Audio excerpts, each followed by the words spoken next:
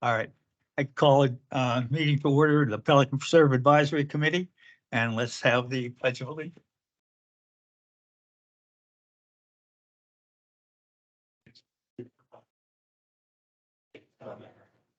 To the republic which stands one nation under God, indivisible, with liberty and justice for all.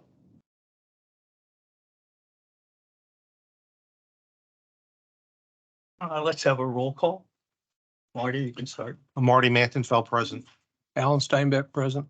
Peggy Hall, present. John Greger, present. Ed Hedges.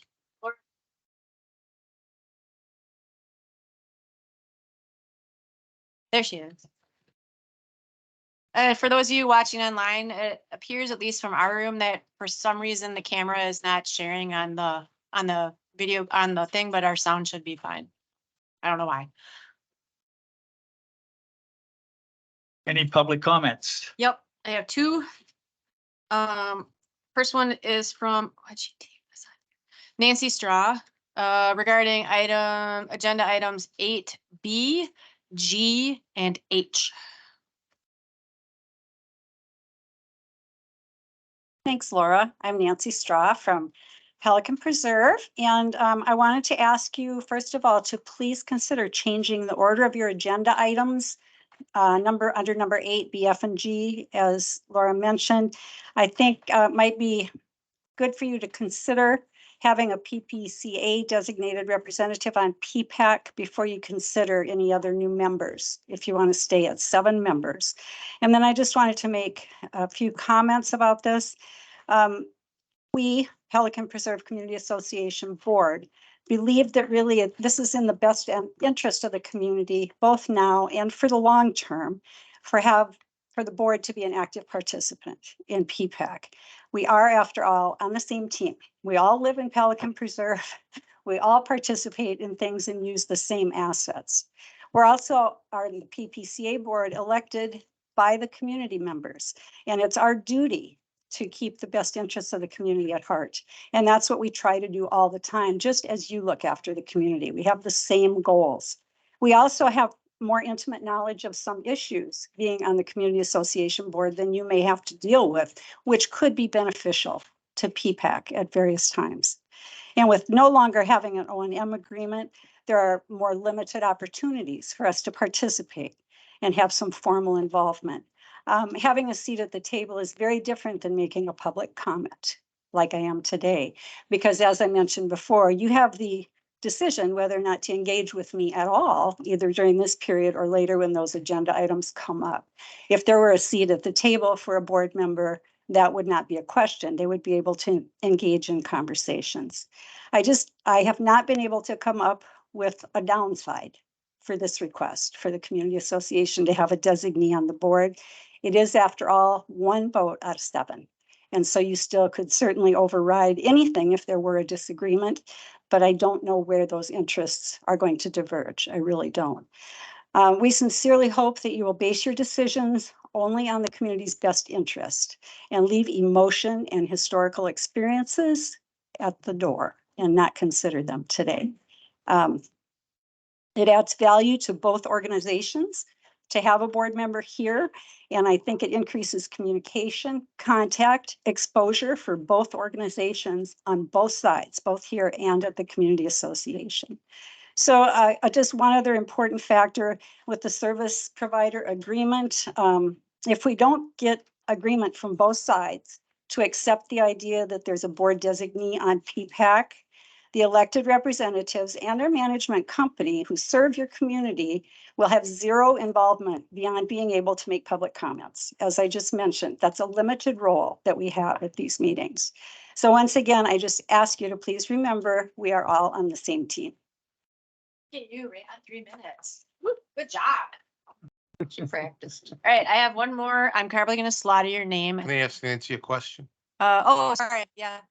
So Nancy, the end of last year, we had Phil Macy resign their position and nobody from the PPAC Board of Directors applied for the position to fill the open slot. Again, we had Randy Ballison resign at the end of the year. We've got an opening again on this board. And I don't see any application for any PPCA member Right. applying for that position. So I don't think you're serious about sitting on this board. It really, You've had that's, two opportunities and you've taken 0 chances to get on the board. so Marty, that's a good observation, but I would point out two things. First of all, negotiations on the service provider agreement had not yet been completed. They just came back from the attorneys recently, both organizations' attorneys with their stamp of approval. So now we're trying to get it through our board approval process. The second part is that we're asking for a board designee, a community association designated seat on PPAC. We're not asking for an application and going through the normal process. So it's a little bit different than going through the normal application. So the process. designee does not have to be on the PPCA Board of Directors? No. If you read the resolution, it says designee, so it could be someone other than a board member.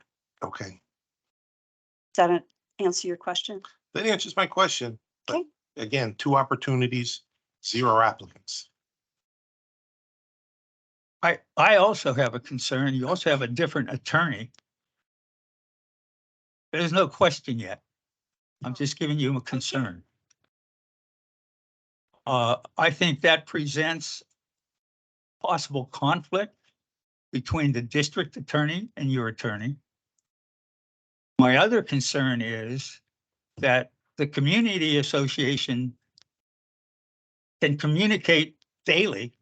I mean, in reality, look how many emails were sent to me as the chairman here. I could not respond to those emails. It has to go to all of us. So all of us here can discuss it collectively before I can respond. And yet, on a daily basis, what were there, 4 or 5 emails coming from PPCA? I mean, that's the concern I have, that let's say something comes up.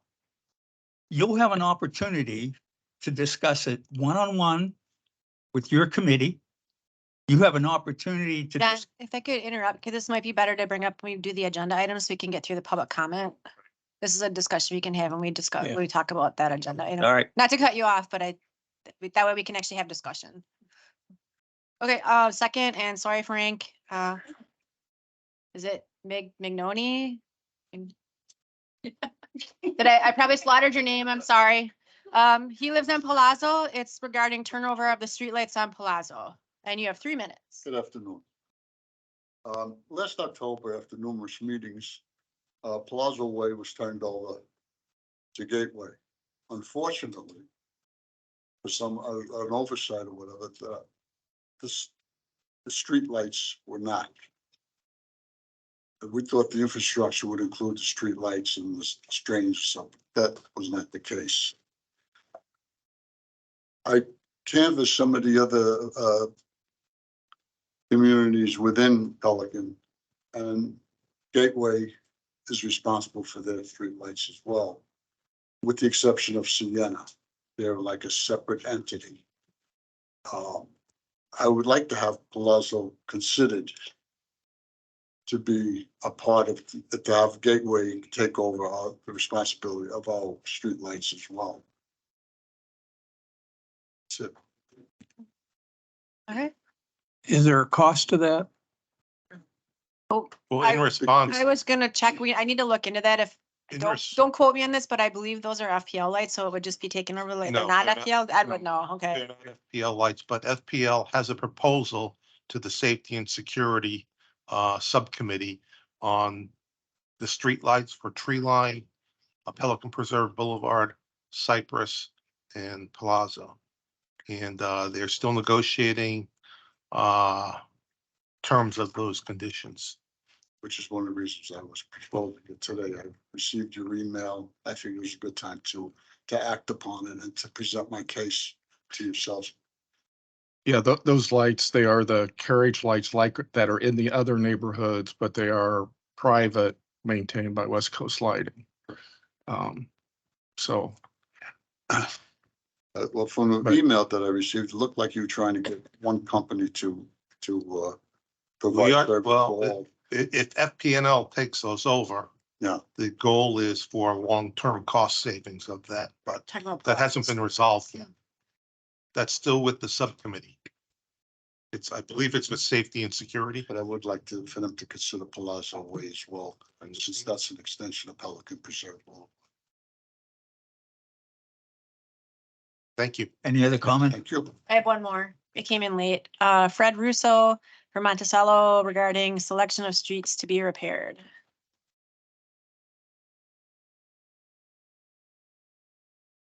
Under 3 minutes. Thank you. Fred Russo, 9236 Brino Drive. I'm president of the Monticello HOA. For about the last 2.5 years, I've tried to bring this to the board's attention. This is regarding the condition of the road surface on Brino Drive. I know that, or I've been told that the committee has been instructed to look at road surfaces, and apparently the road that's kind of on the list for repair or replace is Diamante.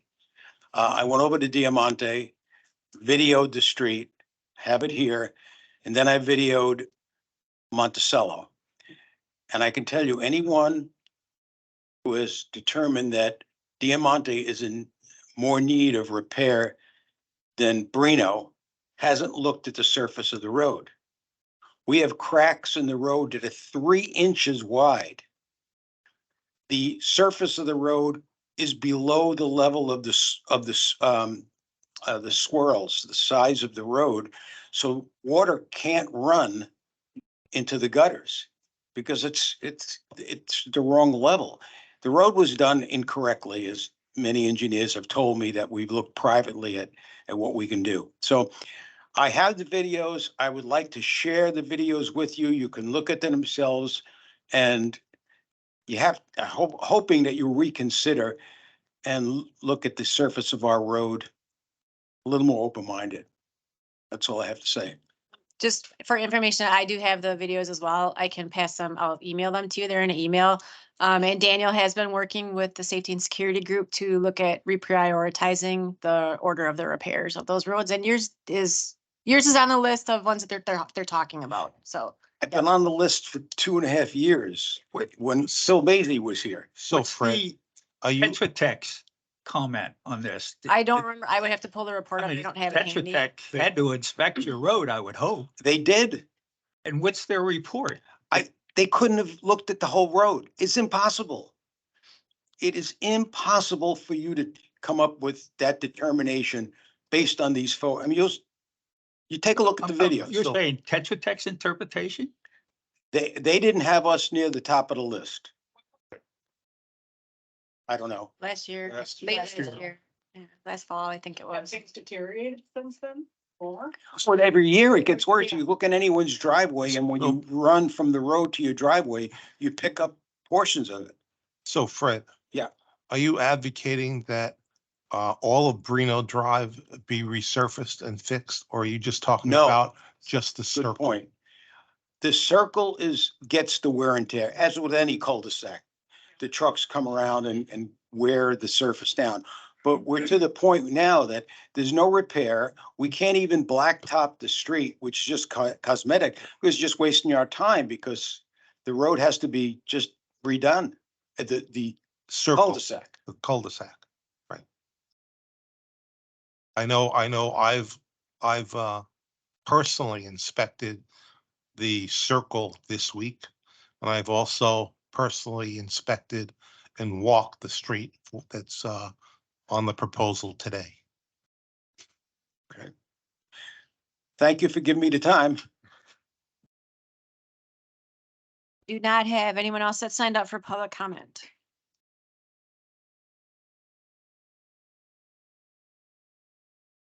Have we made a decision about switching the priority of what's on So there? I'd just like to touch on that real quick because I did have some email communication with Faye, and I want to keep to my word. I strongly recommend that you guys reconsider the priority of the agenda.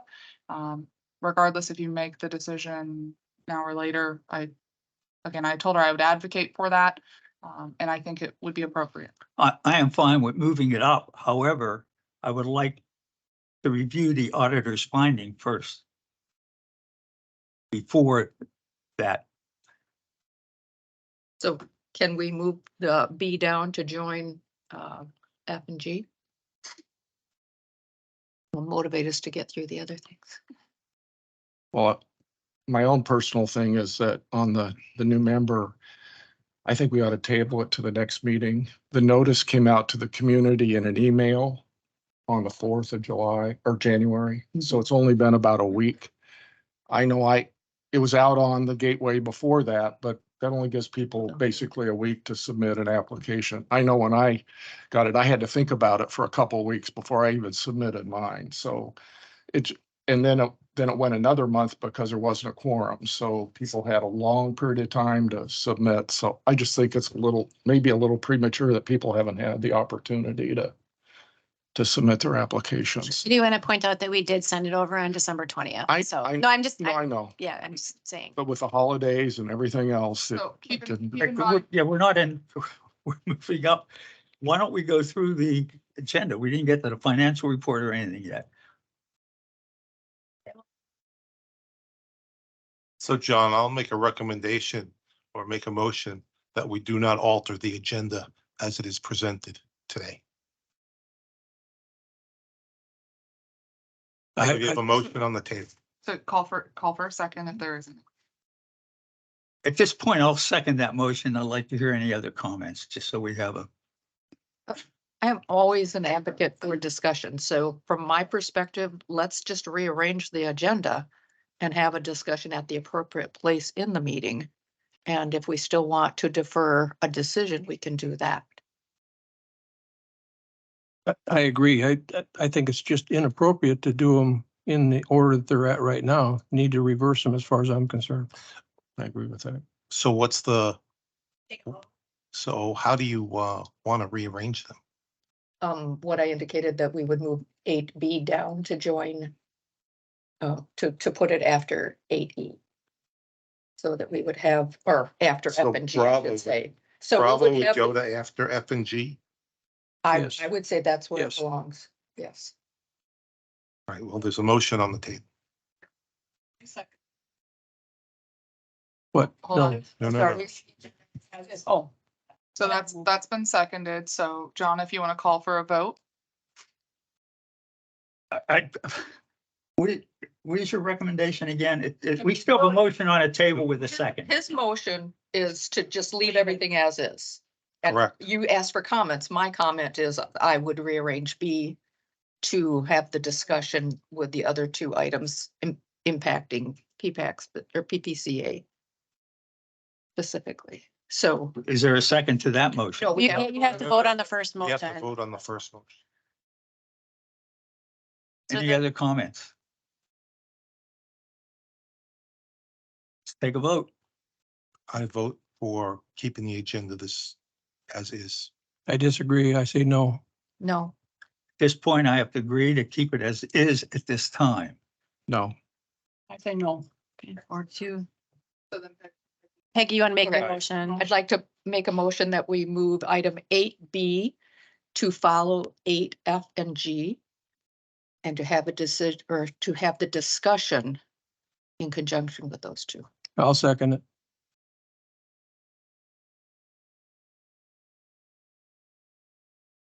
Any comments?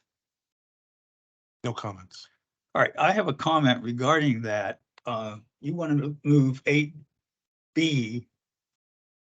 All right, why not just move it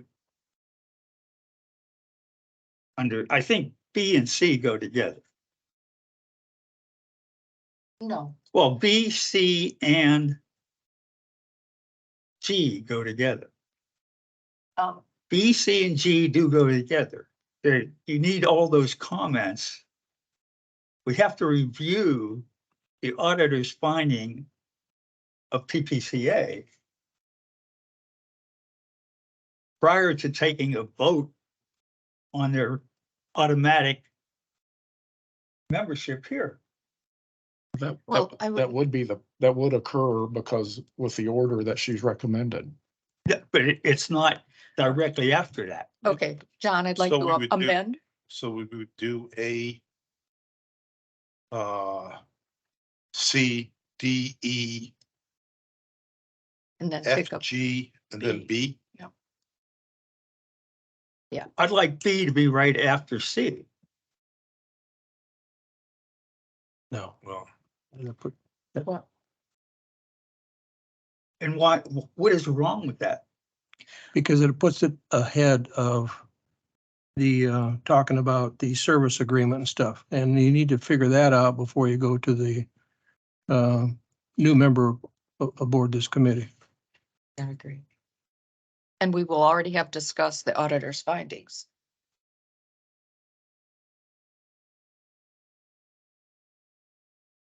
Any other comments?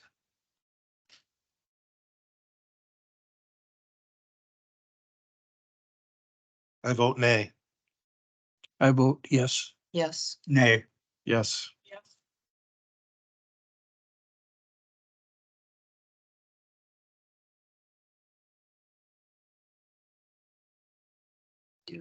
I'm confused. All right, so where are we on this? Approval of the minutes. Minutes.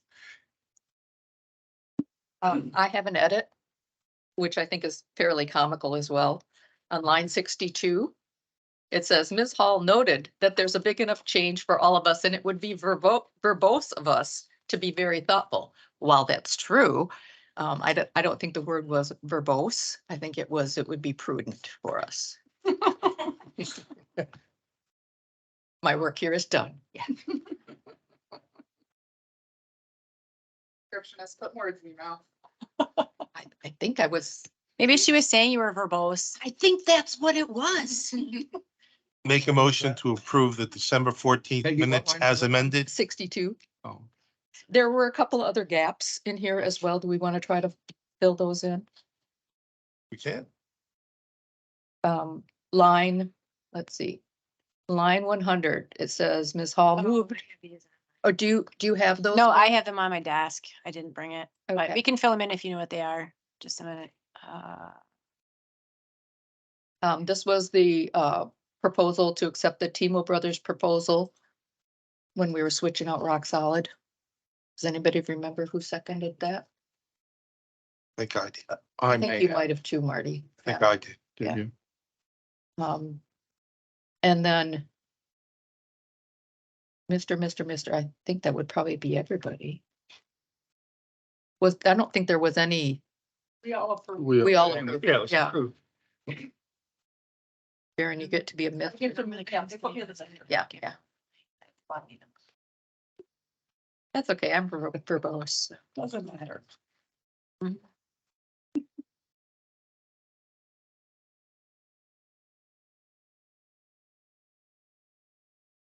Any other comments?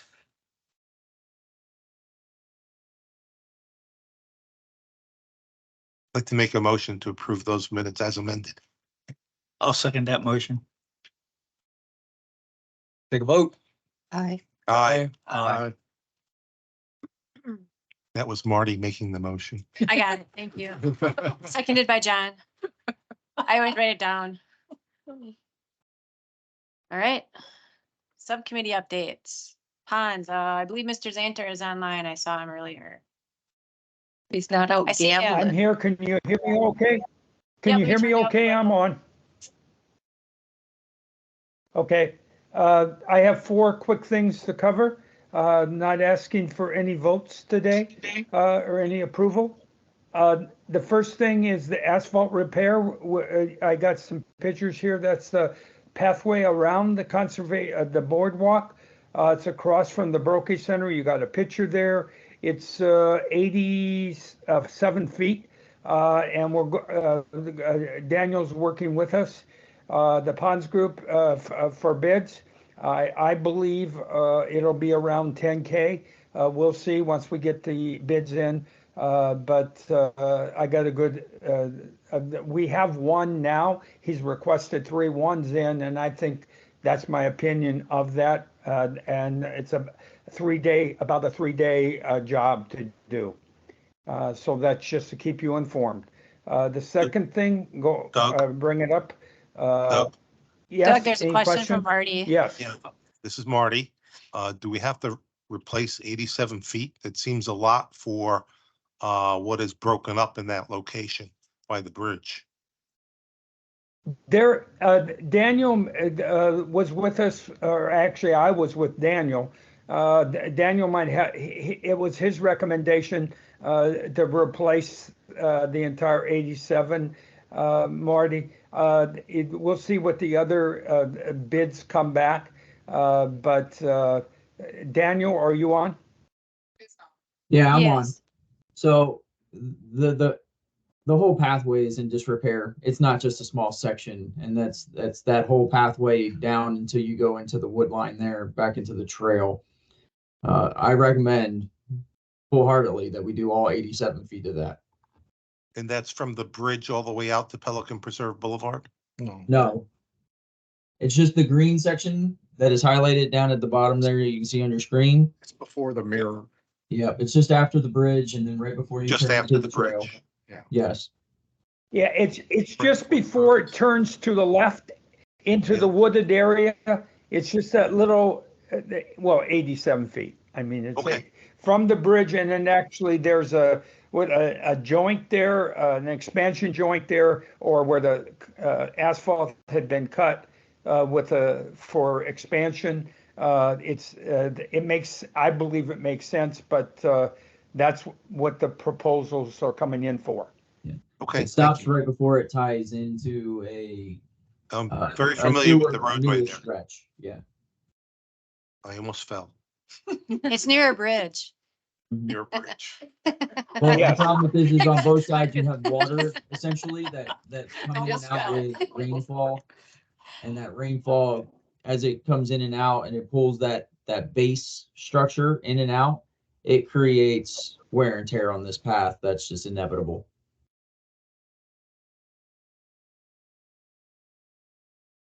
All right, thank you. So we're waiting for Are bids you, then. are you okay? I'm good. Yes, we're waiting for bids. Okay, next point is we're completed. On the right is a picture of the drainage project. We're in year 8 of the 8-year project. We just completed yesterday the right section of the pond. That section has been completed.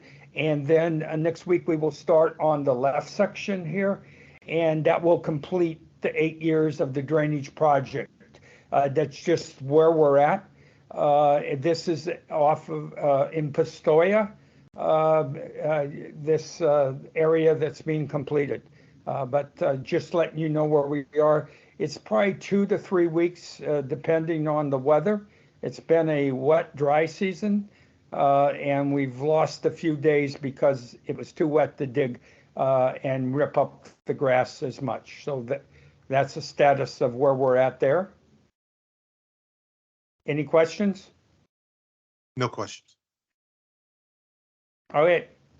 Pond erosion plan. This is our next big plan, multi-year plan. Right now, we're at the point of waiting for, I'll call it the Tetra Tech design confirmation, design specs. I think they're close to that. We were expecting the end of December. I have not seen that yet. Once we get that, we will go through a formal. Someone going to say something? It's imminent, Doug. Like Yeah, in any I think day. it's very close. Yep. Yes. So We will then go and get 3 bids with those specs, a formal process for pond 36. I believe I got 90K, just say 100K. We're believing that it's about a $40 per linear foot. We'll see. And the budget is 104,000. And like I said before, it's a multi-year project. Okay, we can go. Any questions? That's the order priority. Keep going. You can keep going to the next thing. I think I've covered this 3 different meetings. Just so we all on the same page, I think all the subcommittees, our terms on the board are up in November. instead of waiting to November and and do it all at once, we have broke up into 3 different groups for the reelection of our board. And this is just I'm part of the first group on March 10th, and that's a list of how we will break up our board. Right now, I'm pretty confident that the board members will put their application in for reelection, and we'll see what the board looks like going forward.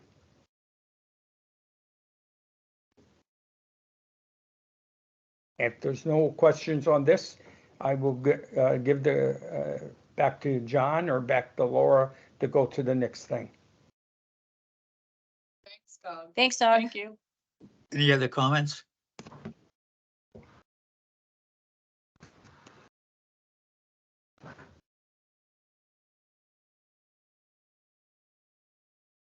There's an update in here from safety and security, but I don't see anyone online. There's somebody that I don't know who, I can't tell who it is. But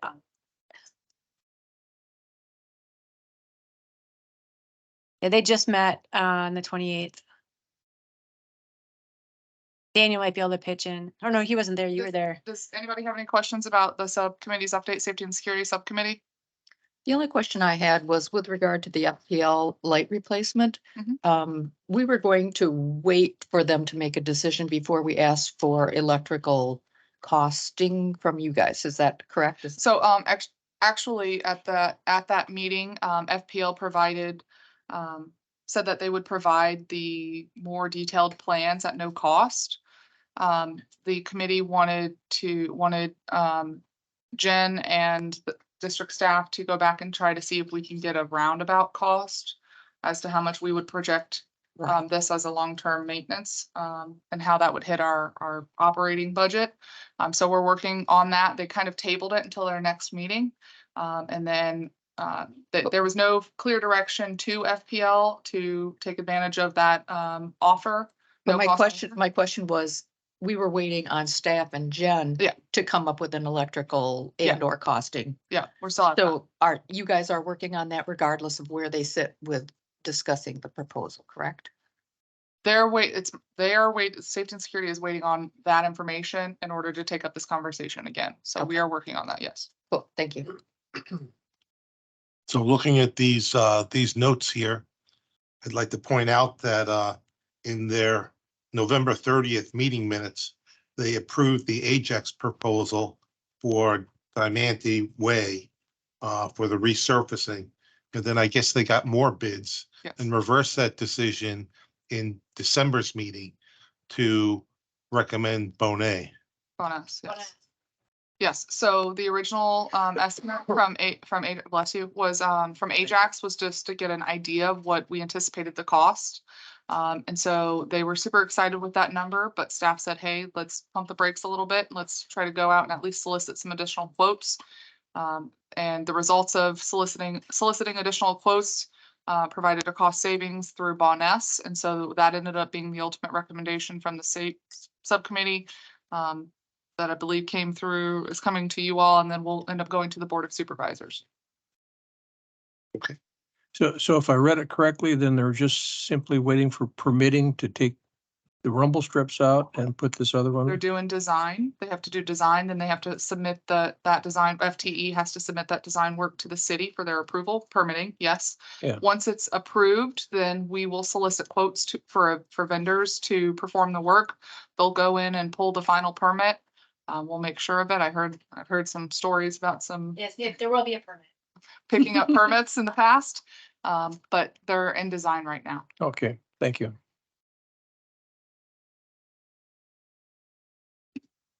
Anything else for the Safety and Security Subcommittee? Landscape update. I don't think there's anyone either, so if there's. No, I did reach out to Mark and I just asked him how things were going. He said there wasn't much new. They had a few new plantings in the works and the 2 of the roundabouts are done. They were still working on getting all the plants replaced that died under warranty.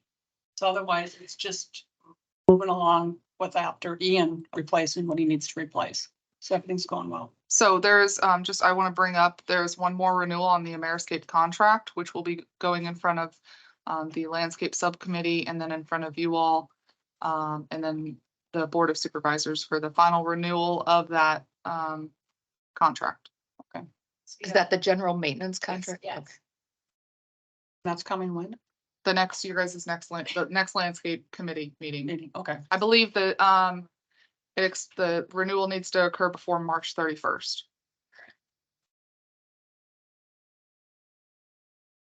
Anything else on landscaping? Bob? Not from Mark.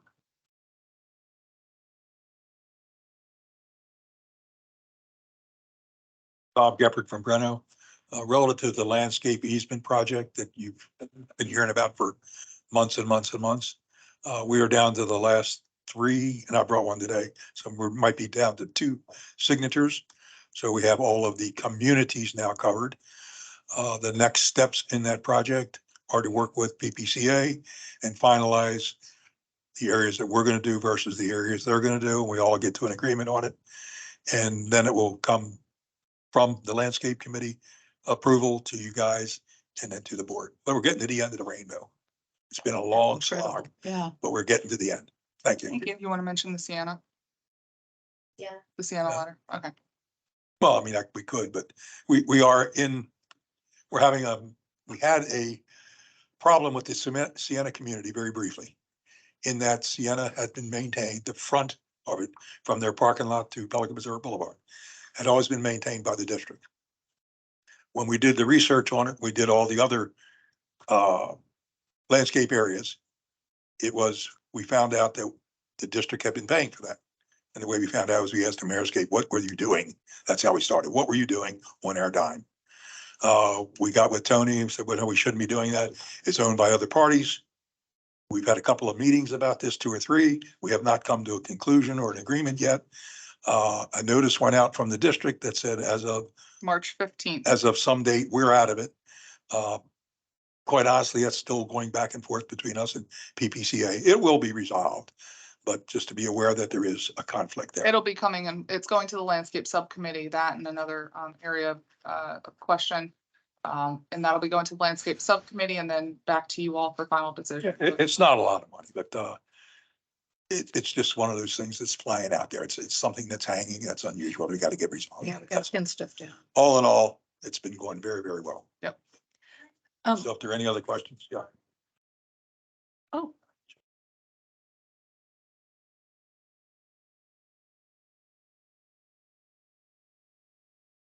On the, Wait, state your I'm name. sorry, Jen Lewis, KW. So on the map that's in the contract with Ameriscapes, You might Um, want to eat now. So it's not. Okay. there is a map that went with the contract. It's a pretty lame map. It's like magic marker drawings. Docs, yeah. Right. And so on that area of Sienna, all of that from Winn-Dixie down to that intersection where the entrance monument is highlighted in orange, which is on, well, I'm sorry, tree line all the way down to the Pelican Preserve entrance to the monument there. And then it forks off coming up Pelican Preserve Boulevard is highlighted in orange as a shared shared. cost. Where's the shared cost?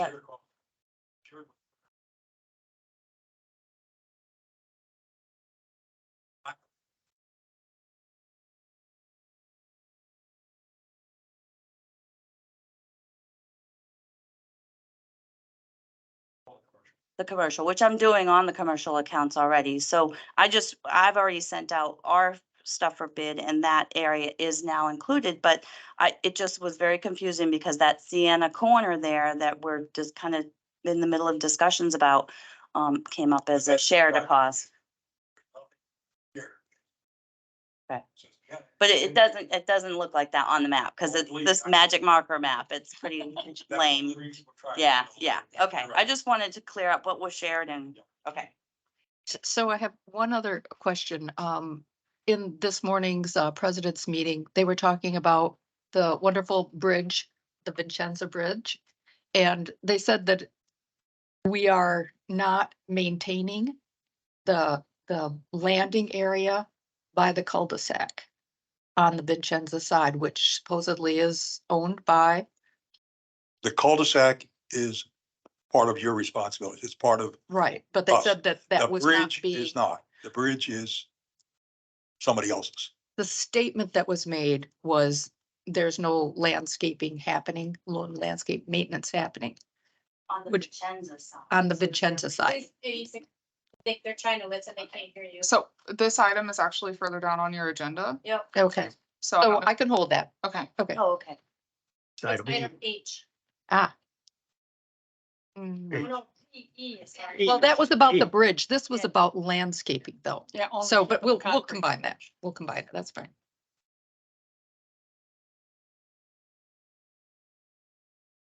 Any questions on the financial report? I liked how clean and nice and simple it was. Thank you.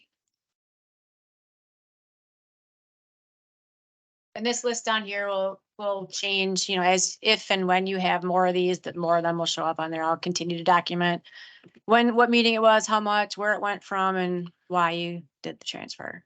But all the reserves are blank. Is that just needs an update to get those numbers, or how they're split between the various? It just needs to be updated, yeah. Okay. Looks familiar. I think I'm gonna, I think you and I worked on this. Yeah, I tweaked it a little bit. This was mostly, Yeah. I can give Alan like 75% of the credit for his yeah, layout. no, I'd rather have the money versus the credit.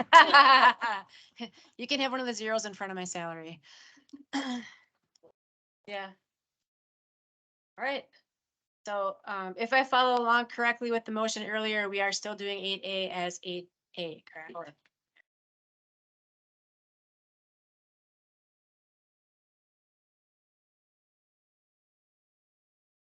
October, No, it's November.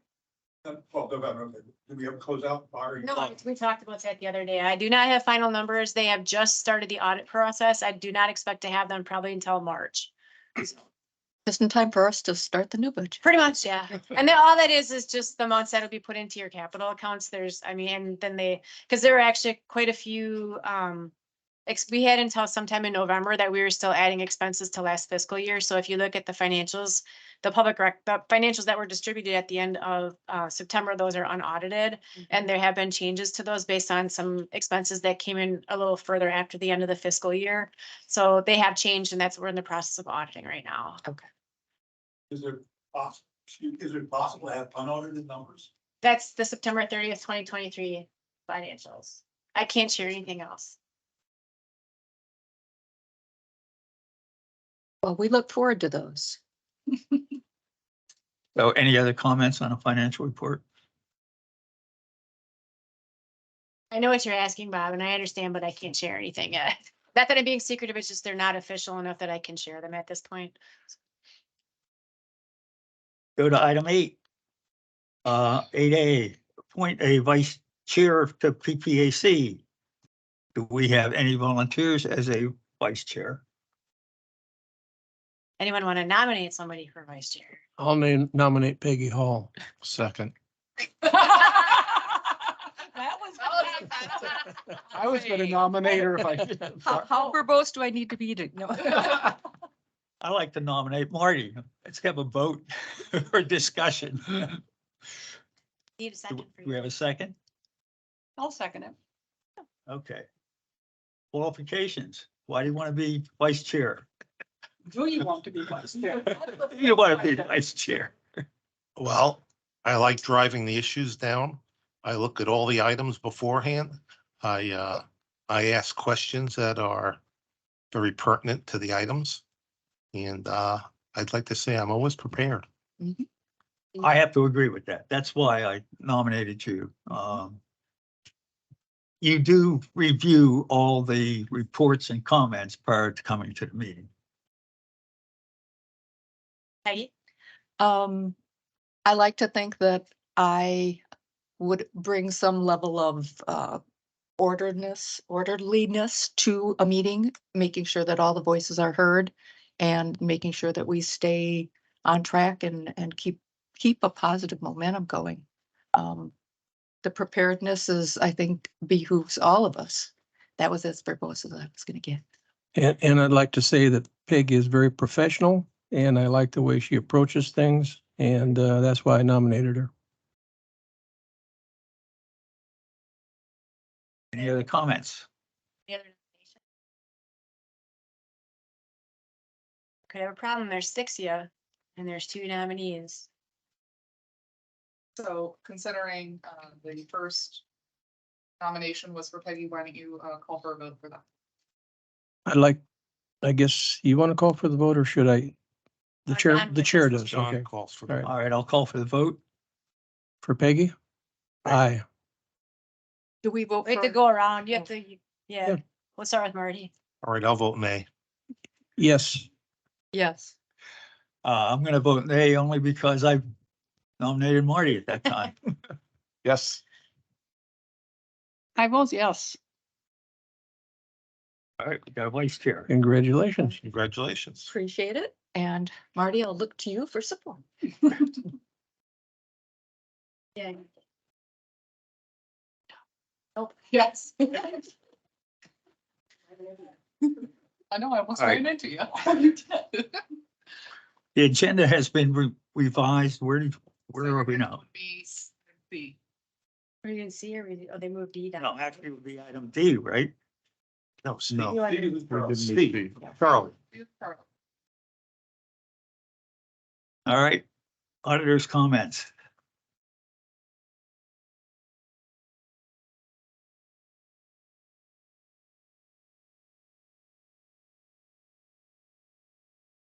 So did everybody have a time, an opportunity to read the history and the demand letters back and forth?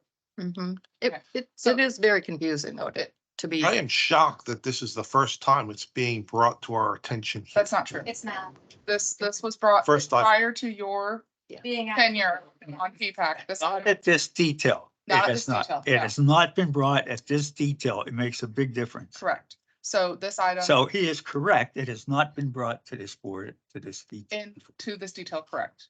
This board has seen the issue, but has not seen the details of the issue. So as you can see, the history of this back and forth started some time ago.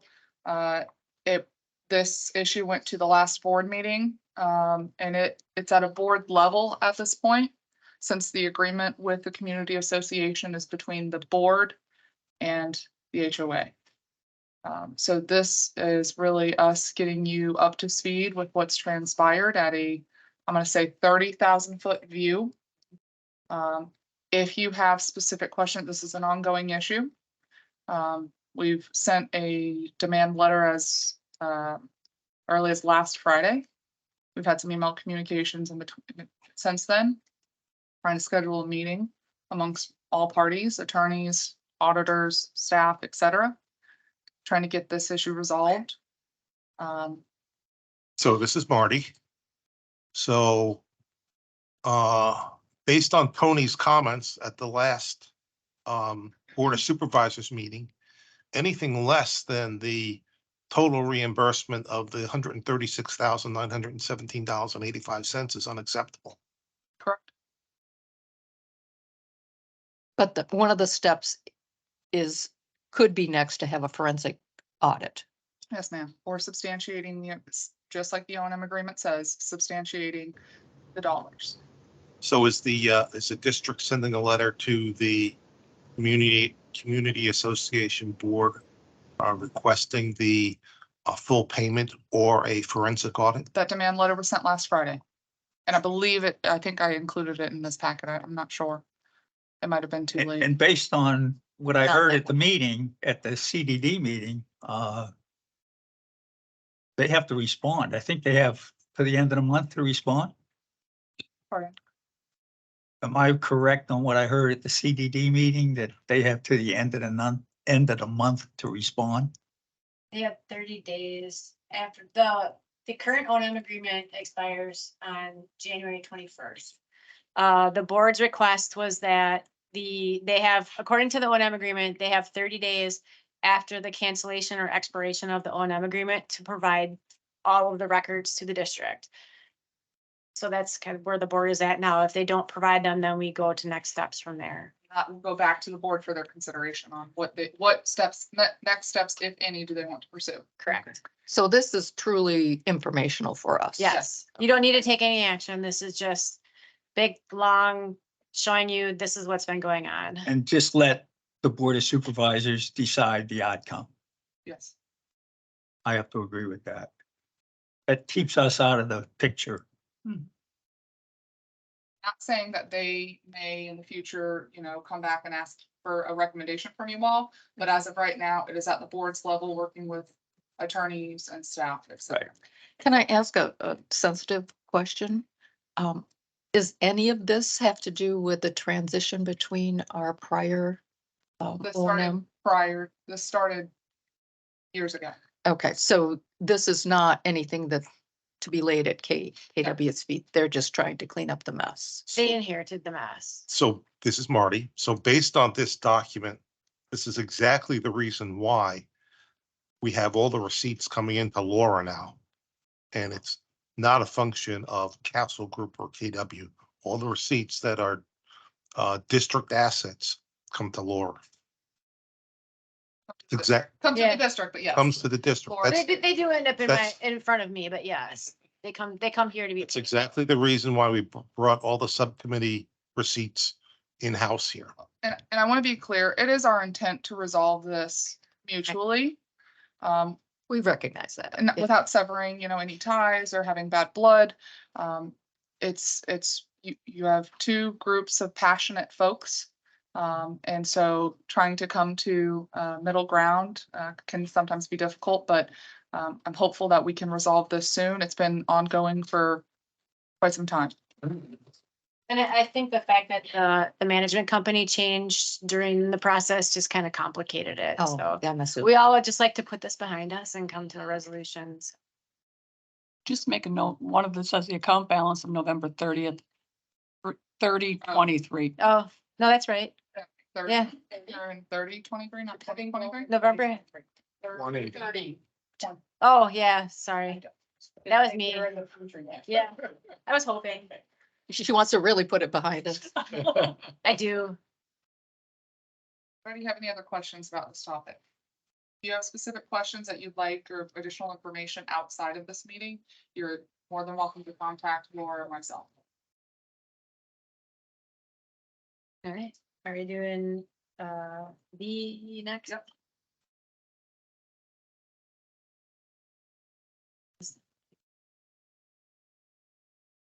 All right, so this was briefly discussed earlier. This was where at their meeting in November, Miss Marty called me about this. They had just had the one bid from Ajax and we asked them to wait so we could get a couple more bids. There were some, or actually bids, quotes that came in. Bonas ended up coming in at $42,000, considerably less than where Ajax was at. So by being patient and waiting another month, we were actually able to save $9,000. Potentially, assuming that you approve that. And the reason that it will need to go to the board after your approval is because it's more than $30,000. And just to be clear, this was only resurfacing. We didn't have to worry about the curbing like we had to do with Avila, right? This looks like Bill So and this, paved. touch on. So staff and the Safety and Security Committee, I don't know if it's a member or whomever, but staff went out and inspected the valley gutters and the curbs, and it was determined that none were needed at the time. No repairs were necessary. Now, speaking with the gentleman who came up earlier, if you all elect in the future to do additional roads, of course, we'll be assessing the curbs and valley gutters with each resurfacing project. So I just want to really point out and if approved, this is $42,000, roughly $42,000 of a $285,000 capital budget that you guys have for this year. So there may be opportunities to do additional roads if you so choose. Please keep in mind, we have a very small staff, 28 staff in total for the entire district, not just Public Works. So Those are utilities, so yeah. cut that in half again. yeah, so Non-utility. doing these really one at a time, and that's our recommendation to the Safety and Security Subcommittee is it's more manageable from a staff perspective. Getting quotes and oversight of the project, making sure the contractor's doing it, contracts management, et cetera. But we'll, if approved, we'll move forward with Bonas coordinating, scheduling, of course, after it would get approved by the board.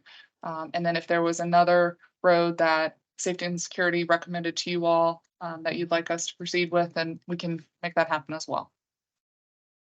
And we did mention that, was it Fred that was commenting? That is before safety and security? to Yes. be considered. There's already, the Dean has already been intimately involved in email exchanges with regards to the cul-de-sac at Brenner. They were going. Can we review the Tetra Tech report? I have it. It's a public record. You're more Yep. than welcome to have it. Yeah. All right. I've So got he- it here, but- Can you pull it up? Oh, Yeah, I would just say that on the Tetra Tech report, the Brino Drive was in the second tier. You had like 3 roads. And then in Tetra Tech's kind of recommended, for the first 4 or 5 years, how to take a couple roads at a time. They actually had, Diamante in the first year, along with Aviano and, Ravenna and Azura on the year 2, and then Brino and Gilia or Julia. Julia on Julia. in year 3. And I live on Azura, and we said, we don't need it yet, so I think the safety and security starting to look at this and trying to evaluate, how best to approach some of these. And since Diamante was in the classified as worst, and it was in the first year, and it was a small street, it was a pretty safe go forward. But everybody, Dean's looked at Brino, and everybody realizes it's probably in worse shape than what the Tetra Tech report indicated. So if that committee's looking to, possibly additional move funds. it up and, maybe try to do it this year with The flaw in the Tetra Tech report is that they talk about doing entire roads and not sections of roads, in which Fred recommended while he was here about just the cul-de-sac and not having to do the whole road. So that being the difference, that's why I want to look at where they rate all the different roads, where Brino Drive rates and where Diamante Way falls in the Excel spreadsheet that they have in this report. Has their cul-de-sac been repaired at all? I mean, like, No. And that was one of the things that they looked at in the estimate for Diamante was what was the cost of doing the entire road versus just the cul-de-sac. So And with all the startup costs and getting everybody there, it wasn't that much more expensive to do The the entire road versus just doing the cul-de-sac. Now, it's a short street. Diamante and Way Diamante's long. Some of looks these like it was damaged by mechanical equipment. Yeah. It looks like there was, some kind of tread, because the gouges in the road are evenly spaced as if it were on a bulldozer track or a skid steer. So it has been mechanically damaged, and it is entirely down the entire street. You can see these same marks. They're evenly spaced. Sometimes there are 3 of them. Sometimes there are 4 of them. Sometimes there are 5 of them. But it's all over the entire surface of the road, and it looks like it was like mechanically damaged by some equipment. So can we look at that spreadsheet? It's a.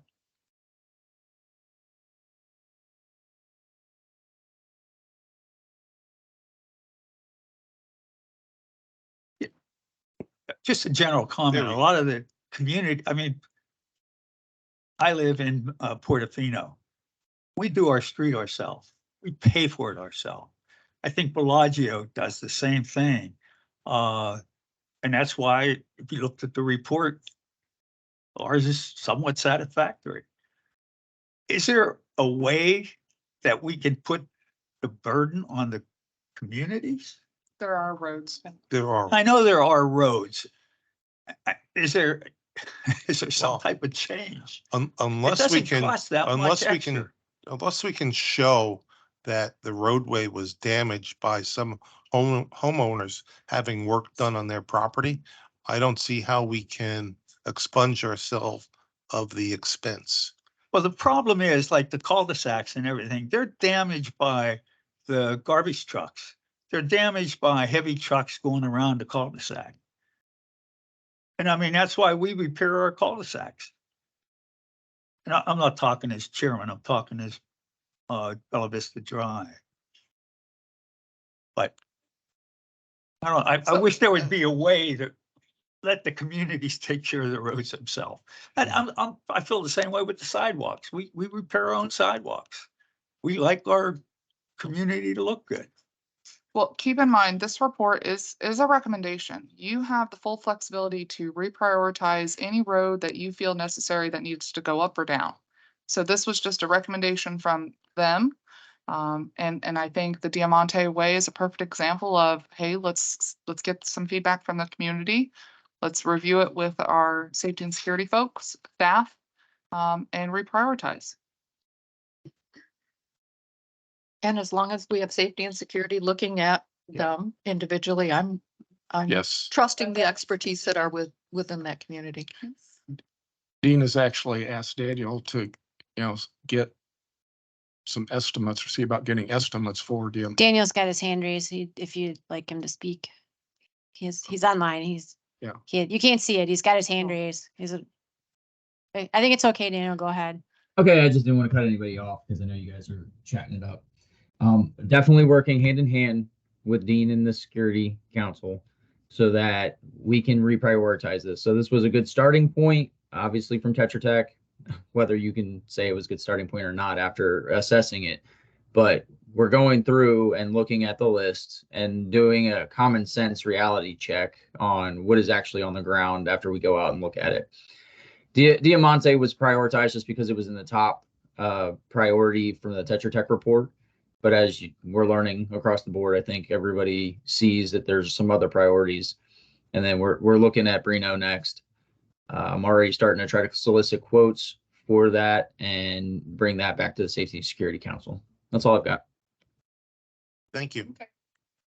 And I just to say, I think there's bigger issues that safety and security needs to look at is developing a whole program to, start addressing the streets in a systematic approach so that we could take care of them over time because we've only got so many capital dollars and so many reserves, and really start making sure we have a plan to do it rather than waiting till there's some big, we got to do 10 roads all in 1 year or something. Yeah, that's my goal. I'm setting it up and establishing it and starting to run with it right now. So this report was a starting point. Yep. And we can tweak it and amend it, and hopefully we'll set it a yearly program. So this is Marty. I'd like to make a motion to accept the proposed contract and repair of the Diamante Way road repair. I'll second that. We have a motion and a Peggy. second. Any comments? Take a vote. Aye. Aye. Aye. To the board at their meeting next week. Good. It's nice to see that moving forward.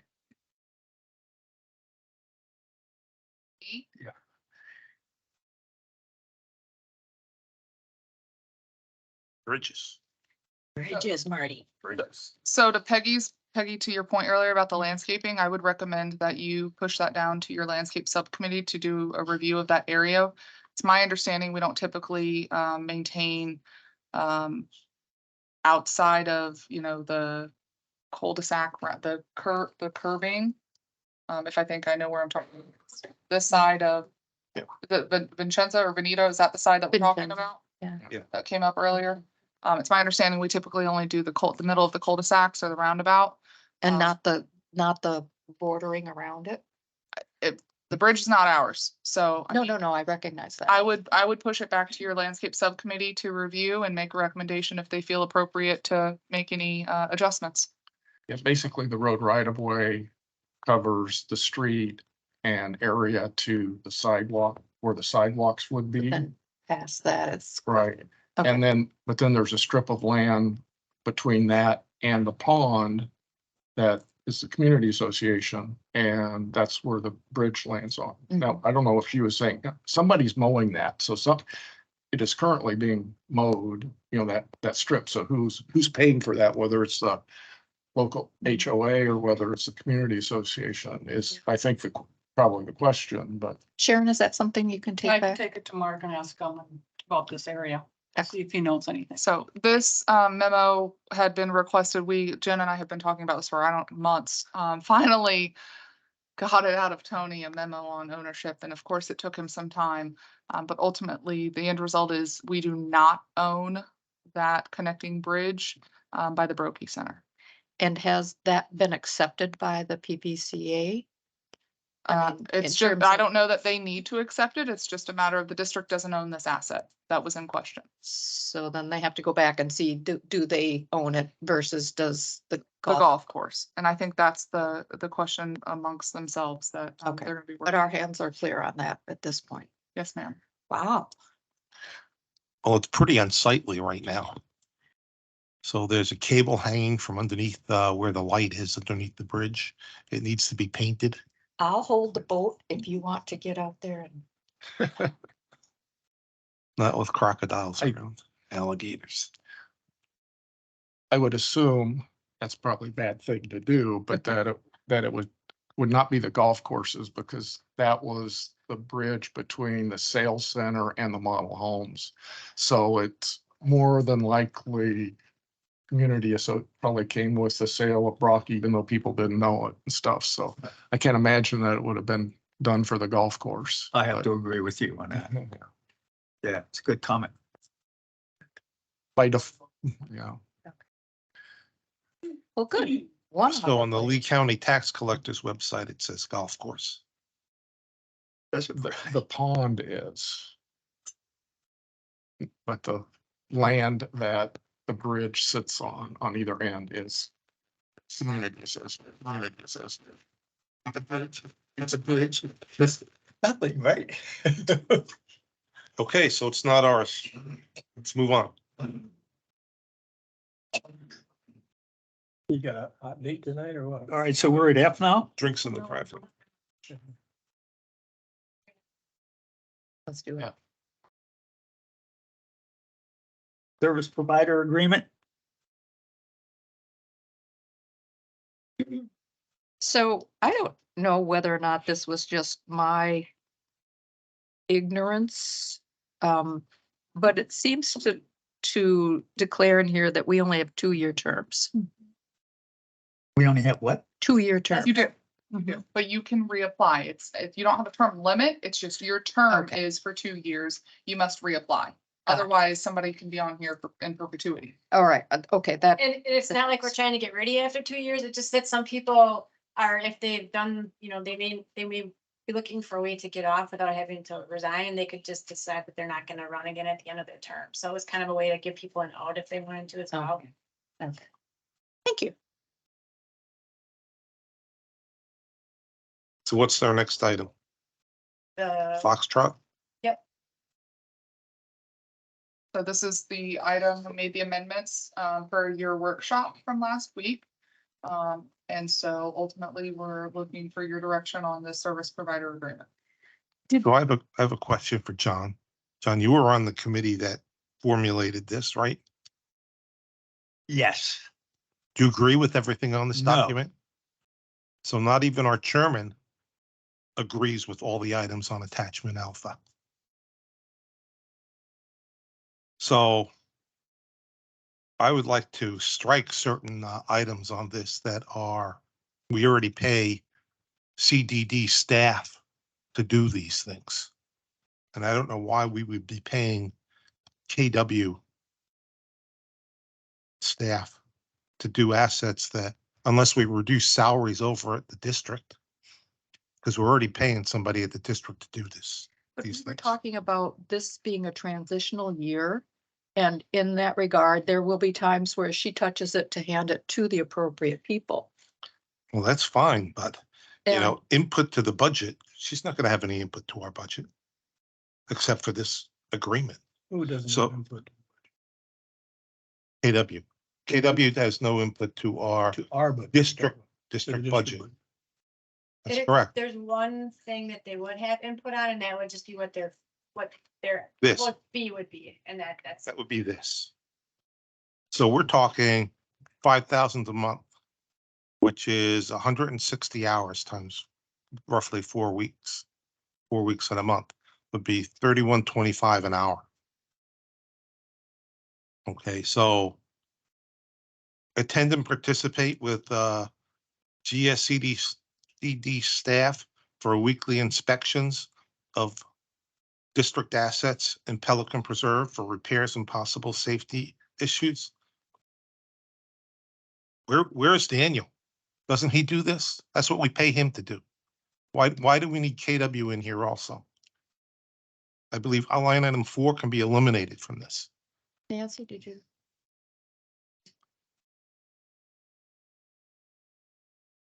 Well, before you do that, Yes. Nancy, before you do that, I'm not really sure why you're so concerned about this $5,000 because do you understand we have two budgets? You understand we have two budgets? Taxpayer money. Well, it's also It's- money's fees. So if you don't use it over here, you're gonna be using it over there. So you're not out of this any better. I disagree with that. Well, why? I mean, it's $60,000. It's gotta be someplace. And it's in a budget. And right now it's being paid for here for work that Jen is doing for the community, which she does a ton of stuff. Now you're saying that, yeah, you want to take that out of there, take that out of that budget, but it's going to go over to your fees budget. So you're going to pay it over there. So I don't quite understand what your big concern is. I want to be clear, there's no guarantee that the money is gonna go from one hand to the other. Your concern here is whether do you want to pay for these services from Taxpayer money. essentially KW, but through the community association. So again, try to take a step back and look at this as you're paying for a service. If you don't like the services that are listed out, please review those. But again, this was a collection of all of the comments and negotiations between parties over the last Actually, more like 4 or 5 months. 5 months. So Well, if you well, want to, John, do you agree paying 2 people to do this? No, I mean, that was some of the discussion that did not get resolved. Did we not, when we talked about this last week, that we would maybe give it as an interim about 1 year? Let's see how we feel about it after we've looked at it for a year to see what the transitions of Pelican Preserve residents, if they're still going to KW for a lot of information, a lot of questions, concerns, whatever, are they finally going to maybe people in the community that are supposed to be Well, why not? answering these questions and. Line item 4 is not people going to No, I understand that, Jen. but can we get? This is CDD staff going to Jen. Why am I paying CDD staff to go to Jen? They're working together, they're to her, they're trying to work. They're together. responsible for doing their job, and I'm sure they have an annual performance review. So then you're saying you want no cooperation between the PPCA and the district? I'm Is that what saying you're saying? I'm saying that we already pay somebody to do a job It's to got- assess If- how's the work going over in Pelican. And he's responsible for as a contract administrator. It's more than pay. It's more than pay. There's cooperation, coordination between the two groups. And that's what we should be 100% for. There's a lot of things going on that I think it's nice to have people checking with other people to see where things are at and where we're going and. And especially when we don't have yet a maintenance person in-house. Yes. There's a lot of coordination, I'm sure. But eventually we do plan to get a maintenance person in-house. well, and I want to Well- be clear that us not having a maintenance person, the services are still being performed. We have other staff flexing over there. We're accounting for their hours. So although it's not a dedicated person solely over there, it's more of a let's triage issues right now instead of preventative maintenance. We will get to preventative maintenance. We've got how many things have you seen out? It's too many to count for. So I just want to be clear that services are still being met. We're just not necessarily doing the preventative like we intend to be doing. Sorry, Nancy.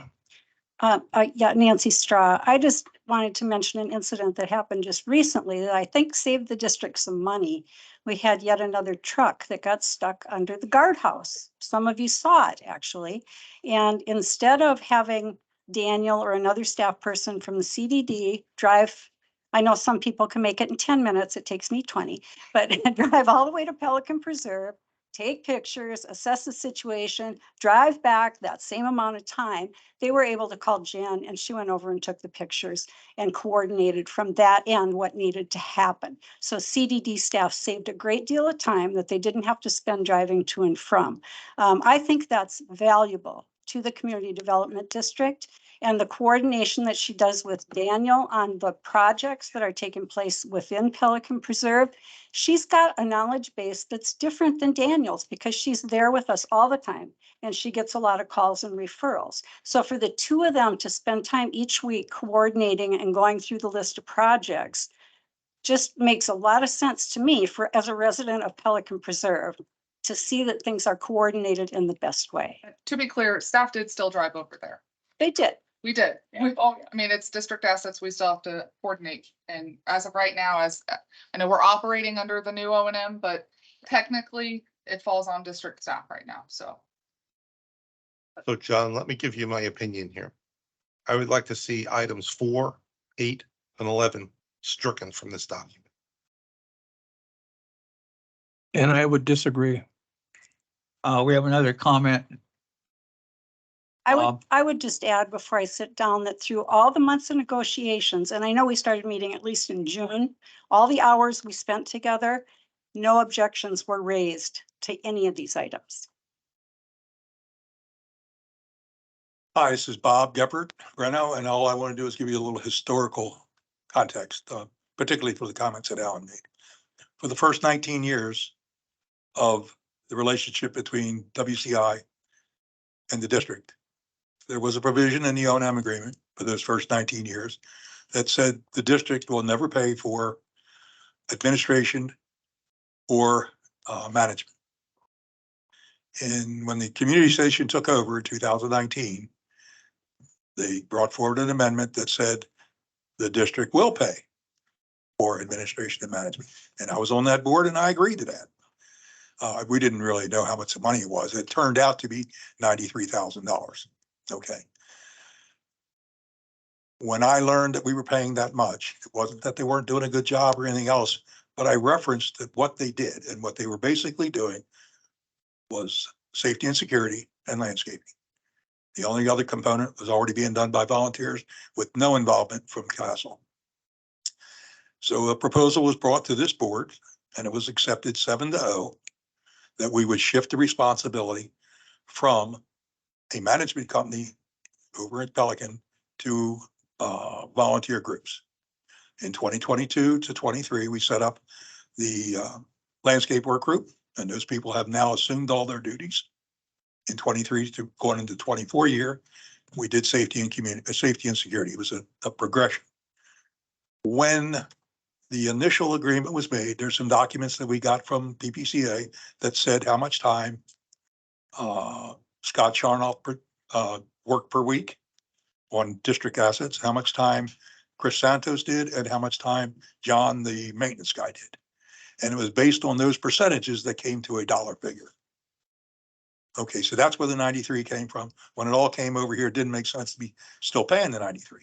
However, there is merit to this discussion that Jen provides a definite benefit to the community and it helps us. Nobody's questioning that. Where we're getting down to the numbers, and I think we're kind of where Marty's coming from.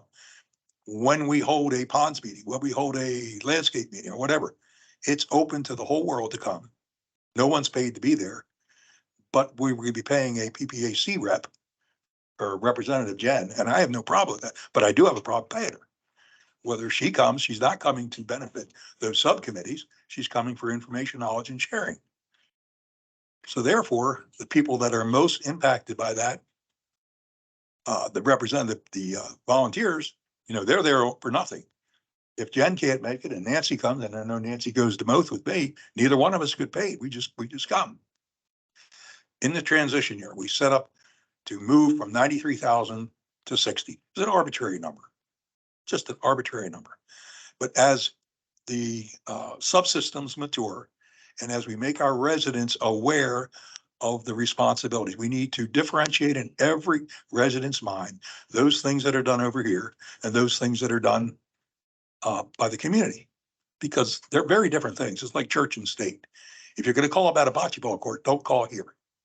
But if you're gonna call about a street light, yeah, there's somebody to call on safety and committee, safety and security. If you're gonna call about a pond, there's somebody to call on the ponds. It's kind of redundant if somebody would call on ponds to Jen, and I know they do.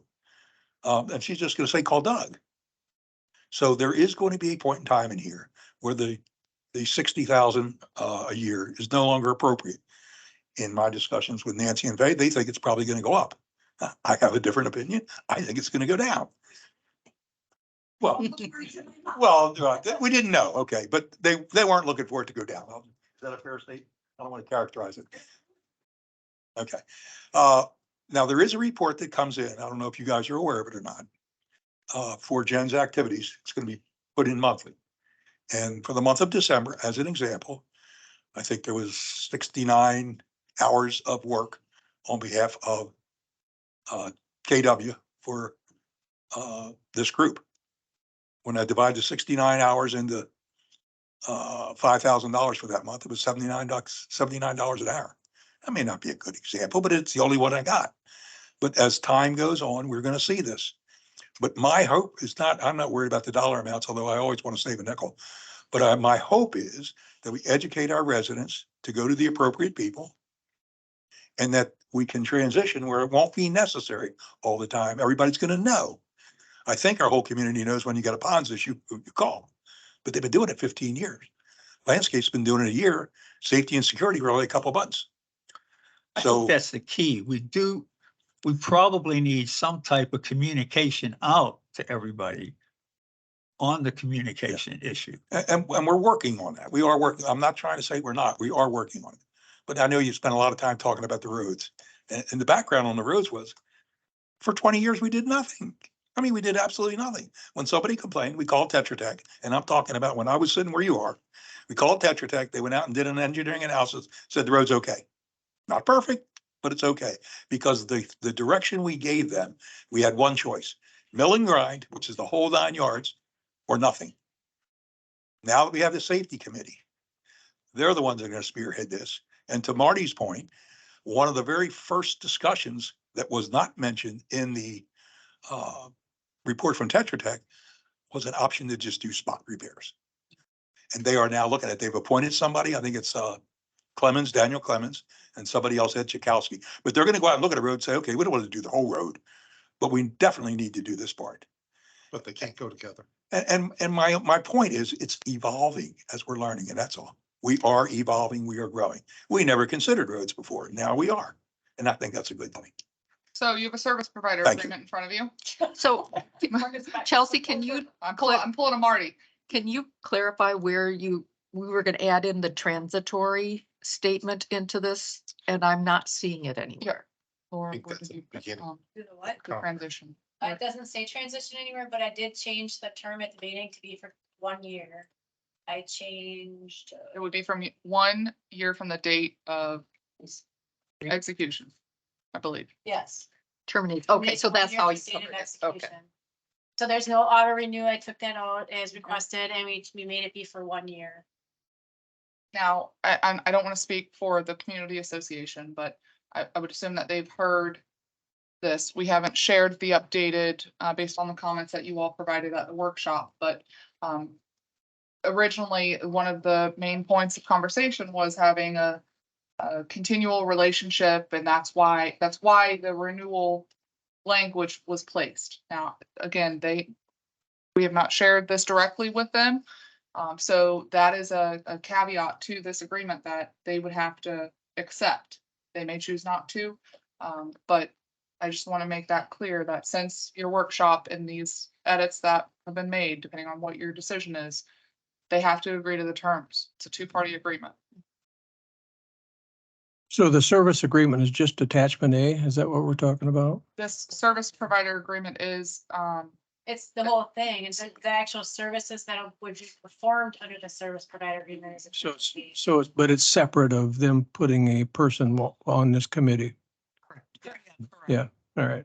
And so and again, this is a contract that you're paying for services. We're not Right. gonna pay for services for somebody to be on this committee. right.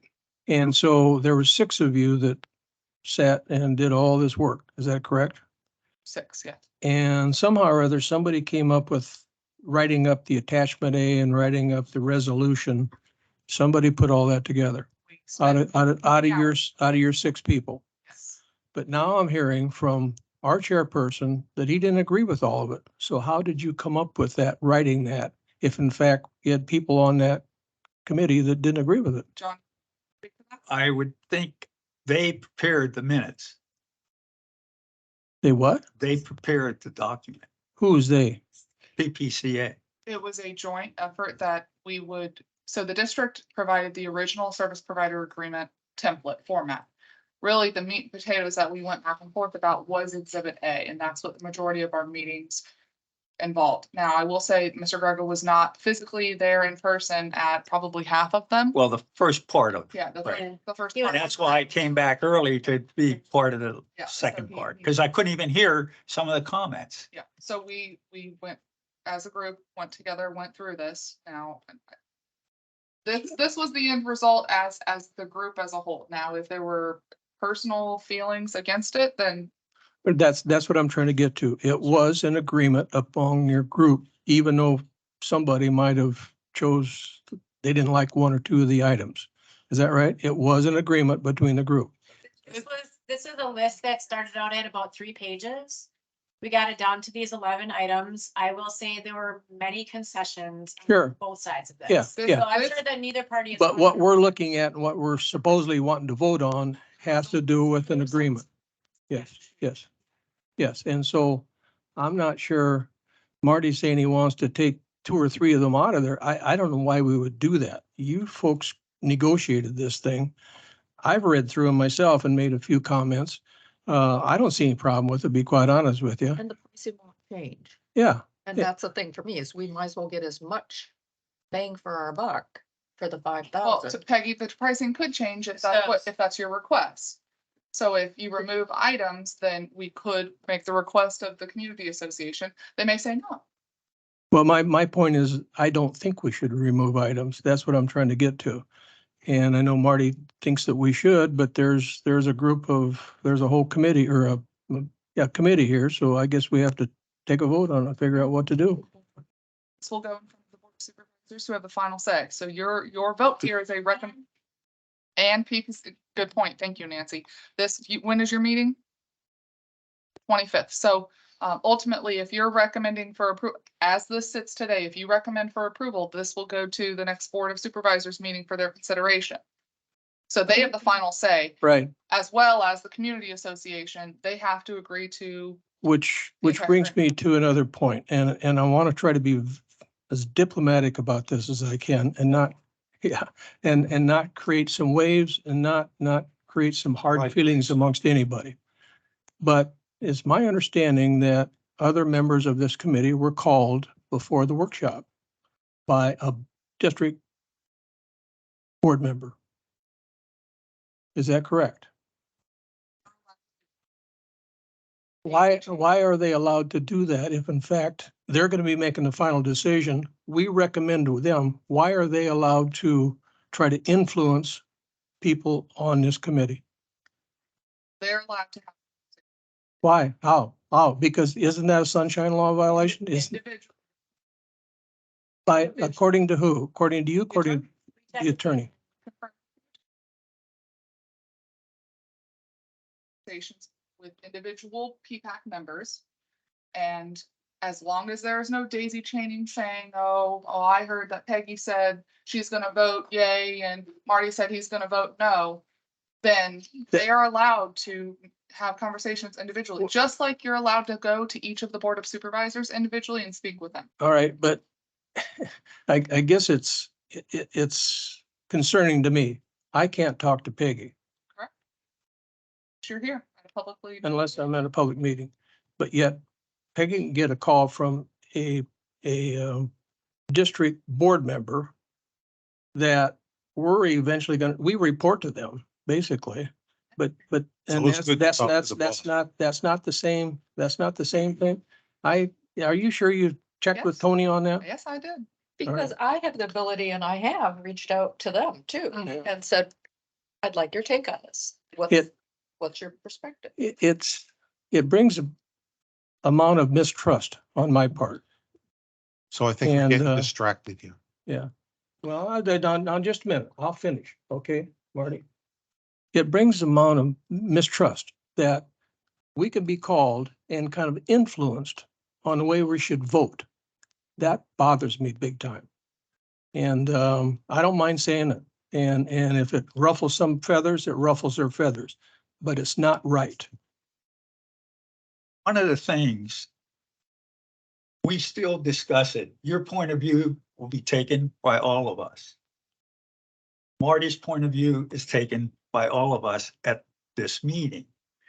I think some of the difference is the community association has an opportunity to discuss this one-on-one continuously with their members and their attorney, which is a different attorney.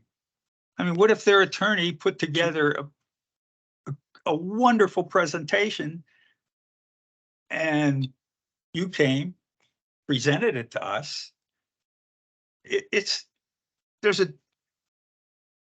I have a concern mainly because we have two different attorneys. No, I know you'd mentioned that last meeting Right, too. and I think Yeah. it creates a problem. And not, Did we? it should not create a problem. It creates a communication problem because we cannot communicate except here at this meeting. Things will take us longer. And I think that's the thing that from my business background, I've really had to struggle with is that we might hear something in one meeting. We cannot just jump on it on that meeting. We have to take our time to think about things. Correct. Because while PPCA might have an opportunity to talk, we only get that one meeting. Correct. So it will take us longer and we just have to put our patience pants on for some of these. Chelsea. Yeah. During our workshop, we identified a problem with item 11 on this sheet with regard to open meeting loss. Have we heard back from Tony on whether or not the PPCA will be required to have sunshine law requirements in which they will have to? We have not heard back from the I attorney. did I requested an opinion and have not received it yet. I would like to keep this committee somewhat pure so that we're not influenced by the people that we report to. But- That's what bothers me. We're conflating two different things. The first thing here is whether or not this service agreement should go into place. The second thing is whether or not we have a board. Well, I don't know exactly what was all discussed, but maybe both of them were discussed. So that's the whole problem. Well, the Board of Supervisors could send it back to us and say, it's not acceptable, try again. Absolutely good. All right. Or Question? we just leave it up Call to the the Board of question. Supervisors. It might be a cleaner way rather than us trying to, So John, on this attachment alpha, can you identify line items that you object to?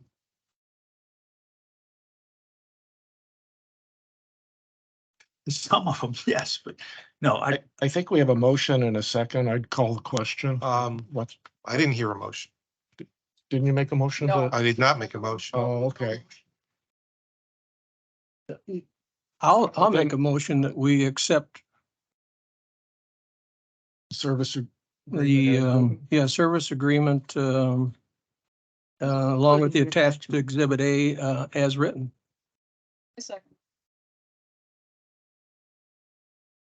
any other discussion? Well, I think the document is flawed. And as an example, I'll say that we had a chairman of our committee on that board who doesn't agree with this document. So I don't see how we can approve this document and send it up to the Board of Supervisors as is. Well, from my perspective, my the dis- consensus is going to be when you are overridden in a community meeting, you still support the document. I mean, to me, that's the So, bottom I line. can't To support your an point, end Marty? document that's flawed. The Yeah. chairperson is one of your 6-member committee. So the recommendation would be coming from the committee. The not speaking up can often lead to approval. So No document's perfect. There's give and take on both sides or all the sides of who's involved, of what's most important, what's least important, and how can we find a final document that everyone can live with. That's not perfect for everybody in every situation. KW probably thinks that there's things that they, I Is it can't live perfect with for all them? these items. You have a vote. I think we have to make a vote. So, you wanna have a motion, somebody make a motion? We had, We already did. We seconded. He had a A motion was seconded, so you had discussion. So then, John, would you like to call the question? All right. The procedure will still, this still goes to the CDD, is that correct? It goes to the Board of Supervisors at their next regularly scheduled meeting, pending receipt approval from the Community Association.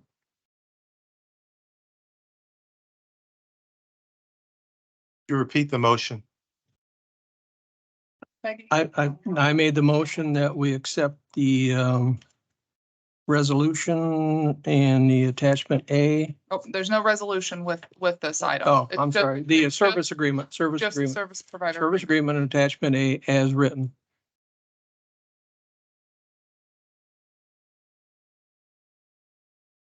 I'm a nay. A, yay, Nay. Yes. Yes. Motion passes 4-2. 4-2. 4-2. All right, so this item will go to the next Board of Supervisors meeting. I think we already pushed out the agenda. We'll see if we can get that amended. What's the final date? I mean, it's a year, A year from the date of execution, which is when? whenever Oh, we get community that. Okay. associations Okay, approves it Yep. and signs off on it, so. spring. spring, sometime in spring. I will just caveat this, if there are any comments that come back from the community association with any amendments or adjustments based on the edits that you made, it will have to cycle back through. Right, next order of business. Now, I know you moved item B earlier. I don't recall, did you move it before this item or after? I know the request from the, It's after the. okay, it was after, all right.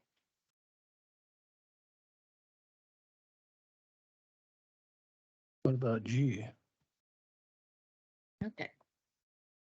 So I'm gonna go on record as saying, trying to pull myself back to saying, what is the best intent for our community?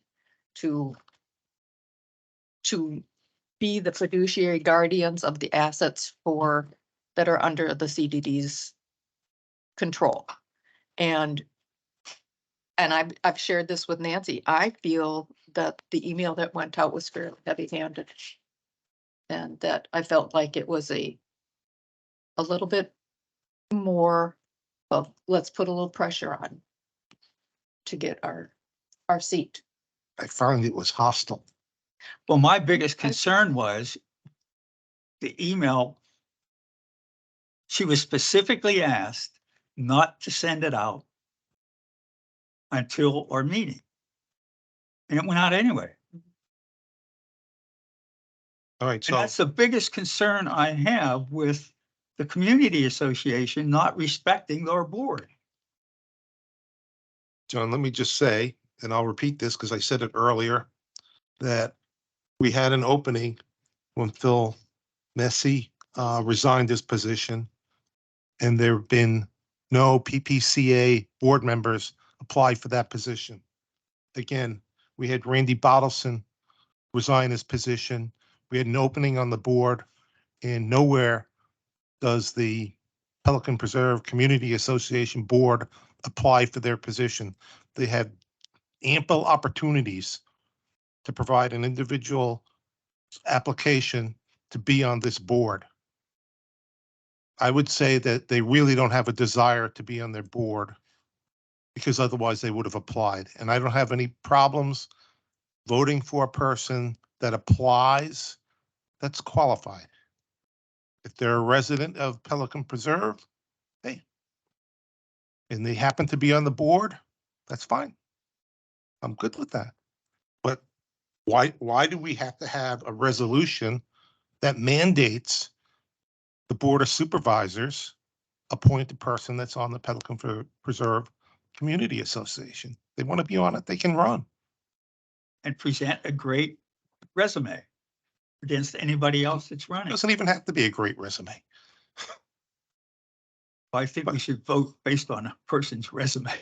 Well, the one thing that I was pondering is that having knowledge of the inner workings of what's going on within the PPCA, there is value to us as a board or as a council to get a better understanding of where their priorities are. I mean, that could benefit us certainly, I would find a great value in having one of them on this board. but you're saying The problem is they didn't apply. I guess, yeah, I don't like that they get to designate. We don't even know who is interested and who has. Doesn't even have to be a board member, according to Nancy's comments earlier in the meeting. They pick anybody in the community. Oh, okay. But regardless, it has, just like any other applicant, it would be vetted through this committee and then approved by the Board of Supervisors. Could we deny? You can recommend denial, but this is the Well, Board of that's true. Supervisors Advisory Committee. This is you are their advisory. Yeah, I misspoke on that. Right now. Not yet. Any other comments? Here, Nancy's, I'm Oh. not asking for audience comments yet. oh. I'm asking for board comments and then I'll go to Nancy. Yeah, I have a little bit of a comment, and I'm all about cooperation and collaboration, and we're all one community. Unfortunately, we've got two owners. But we're all one community. I've said this before, we're all Pelican Preserve residents. Even the two people on the district board are Pelican Preserve residents. And we've got another 2,400 and whatever it is, residences in Pelican Preserve that depend upon how that community looks. And your home values are dependent upon what happens within Pelican Preserve, okay? And so all the cooperation we can get between the PPCA and this group, the better for us. There is some real value, I think, to having one of their representatives, whether it's a board member or another representative. There's a real value to have it on this board. Phil Measy, I think, did a good job while he was here. And he was one example of why they had a board member on this community, on this committee. So as far as I'm concerned, I don't see any problem. I don't see any downside. I don't see any downside to have one of the representative on this board. And No, I think what you're concerned about is having it mandated. I think that's what I'm hearing. Correct. Yeah, have it That's a mandated. great resume. But how else do you get them here unless somehow or other we have some sort of we can twist their arm to apply. well, but Nancy explained that. First of all, we had to go through this process first before then they could actually put somebody Why? to us. Why? Well, because Why? they want to know, first of all, is it going to happen? If it's not going to happen, So then they're not serious about being on this well, board. it's not that they're not serious about being on the board. Well, they could They, apply. they've got a lot of other things that they're doing as well as PPCA or PPAC. And so anyway, it's John's call, but maybe Nancy's got some better ways to explain it than I have. Nancy, go ahead. I have so many things. I'm going to try to put them in order. First of all, I think about the way our interests intersect, and the Community Association and Gateway Services Community Development District all take care of landscaping in different areas, but it's all within Pelican Preserve. So if we end up having different criteria and quality standards, and all of a sudden when you turn into town center, it looks completely different than the rest of the community where there's other landscaping being done, we're going to have a problem. All of us will, with our home values, as Alan pointed out. And I just think that the service provider agreement needed to be reviewed and discussed and approved or recommended for approval to the Board of Supervisors before this conversation was had. And that's why we have not had an applicant, to your point, Marty. Excuse me, we've had many discussions about this, Faye and I. The whole board has not discussed this, but Faye and I have had many. Faye is willing to fill out the application and be the applicant to this board, as is Tom Shaner. So right now we have two potential candidates that are willing to fill out. That's part of the Let me say reason. that you have no applicants. May I finish, please? Sure. I think it would also be appropriate, as was suggested earlier, that you might consider tabling the two applicants you currently have and give us time, because until the service provider agreement was resolved, then we needed to talk about the designee issue before you go to 7 members. I know you don't want to go to 8, and I get it. I understand that, but I think these needed to be done in a specific order. So I would encourage you to do that. I too, I guess I have not really heard anything negative about having a PPCA designated member on here. Except the mandate part. That's what I have heard too. Well, and as not in a Alan's being. presidential role. I don't want them driving the agenda. And that's, Keep I it- mean, you elect, nominate, You need to keep, yeah, you got to keep it open. it's a public meeting. That's up to this group. I mean, you nominate and elect your own chair, vice chair, whatever. And, you know, as well as I do, that's dependent on personality as well. But I agree that that's been an issue in the past. I don't want to see you have to deal with that again, either organization. So, I still can't find a downside other than your reluctance to have a mandate. But again, it's the long-term engagement. It's the written commitment on both sides. It's not a one-way. It's not just the CDD. It's not just the community association. We are both committing to long-term continued involvement and communication that would take place here at PPAC. I think it really is an important role for us. I have a question. What if there is a member from your board to come on here and they are not reelected in the next election for the board? Do they stay on here? Is it only due to the fact that they are part of the board, that they are a member here and then would leave here? That's why it says designee. Because if either Faye or Tom were on here and they're not elected or they choose not to run when their term is up, they could stay on PPAC, just like any of you could resign next week from the PPAC if you chose to, but Yeah. that's not the point that we're trying to make. We aren't saying that designee is only on here while they're on the PPCA board of directors. No, that's not been stipulated. The one thing that each of us hopefully had some sort of expertise is the reason why we got on this committee. And Marty's an engineer and got a lot of different expertise, Ed, and I'm not exactly sure with the rest of the group. Well, I'm sure they've got some sort of expertise or else they wouldn't be here. But a board member or PPCA representative also has some expertise, and that is what's going on within their community. And that's going to be important to this particular committee. So that's, I agree, but why does it have to be mandated? They can apply.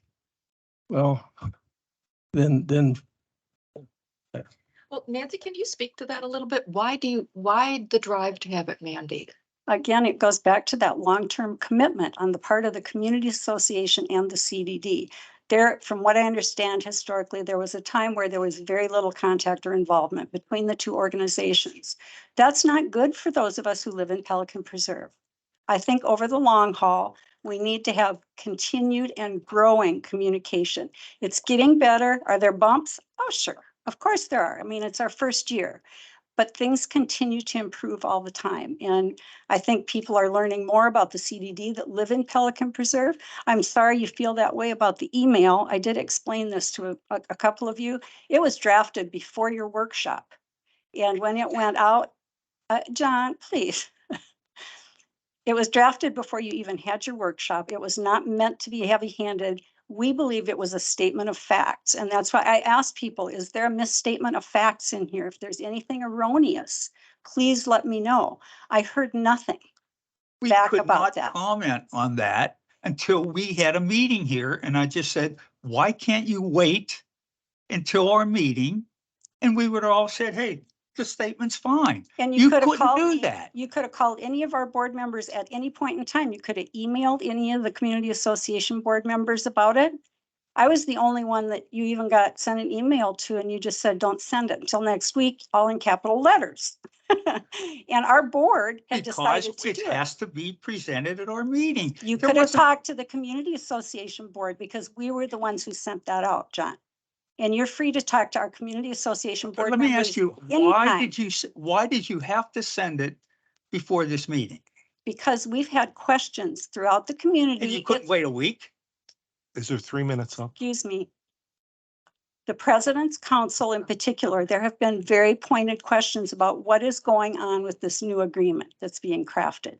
We've had rumblings in the community, and as soon as that starts, misinformation spreads and the rumors run wild. We wanted to get ahead of that with a factual presentation about here's the status. The O&M is gone. This is the new agreement that we've worked out. It's very close to being finalized. There wasn't a lot more content in it. And honestly, I don't know, did you get any phone calls about it? Did anybody hear anything more about it? Well, I said there wasn't a problem, but it should have come through the committee first here. The community association can communicate with our residents without it going through John, you guys. John, I'd like to make a motion to reject resolution 2024 TACO 6, designating a PPCA member on the PPAC.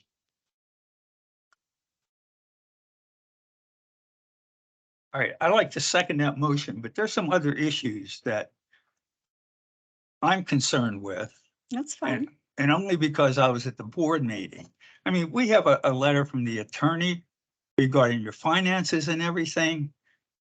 I really don't want to bring this up here. Why don't you just wait? You don't, and agree with Marty and just say, hey, we don't need a representative right now. I don't know what that has to do with the auditor's letter. I'm not following. I think it does. I mean, you have the whole board. I don't have anything to do with that.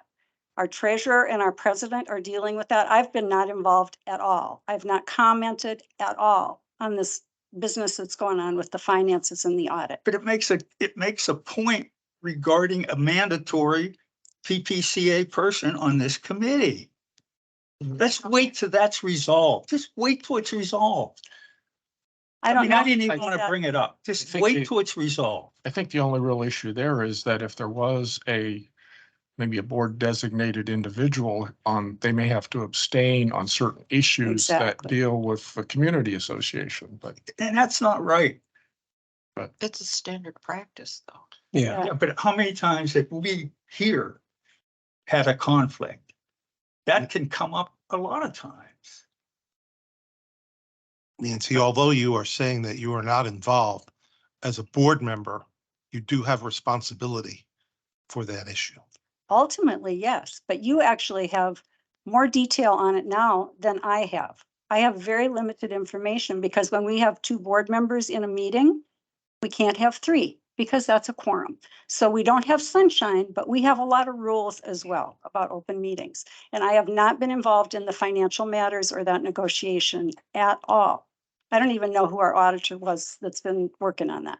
I'm not sure they're even, connected, in my opinion, but maybe, Oh, it's yeah, but regardless, you've already decided of what representative that you could put on there, Yes, and you mentioned 2 names. yes. I don't see any problem with either one of those 2. They'd both be excellent people for this particular committee. But So that's just, may I make a suggestion to push this along since we're approaching 4:00? I think it's worthwhile to table this until your next meeting. He has a motion on the table now. And you guys are discussing. So, and I say that because it gives the community association time to go back to their board with the service provider agreement, hopefully approve it, and then by the February 1st meeting, so we're talking 3 weeks, you would make, or your next meeting is the February 8th, I believe. So hopefully by then that there would be some clear More clarity. direction. Yeah. Yeah. from the community association with regards to the service provider agreement, and maybe they could in the meantime get an application together. Because either way, if you approve this or you don't approve this, and they want, if you approve this and there is a designated representative, they're gonna have to fill out the application regardless. So that would give them time to figure out who specifically that they would like to propose, and then maybe that may calm some nerves if you know exactly who they're requesting to put on. And Ed, to Ed's earlier point, we have not within the community had a lot of time for response. So I like the idea. of So I have no problem tabling the current candidates that have applied, The B. took the initiative. But my motion is for resolution 2024 TAC 06 to be rejected, not mandating a position of the PPCA on this board. And that was seconded by Mr. Grega. So John, I would suggest that you call for a vote on that motion. Your recommendation is that we table it though. But we Well, have you to have- vote on Oh, it. you already I have know, voted. I'm saying. So we can table the current candidates that have currently applied, leaving a spot on the board open. But I'm proposing rejecting the mandate. And I still hold my second to that. Okay, so you can call Please it. Call for the vote on that motion. Let's start on Sharon's end. I want to hear what you call it. Well, I'll start. I'm Okay. gonna vote no. In that I believe tabling is the more appropriate response at this juncture. And we need to see who they're going to propose and make sure that we feel comfortable with. Seeing who they propose Yeah. doesn't have anything to do with the mandate. But True, she but has a good point. I mean, I- it would to me, if they proposed a couple of people, I would have a hard time with it. So you're Honestly. voting nay at this time. I'm voting no to his tape. I vote no.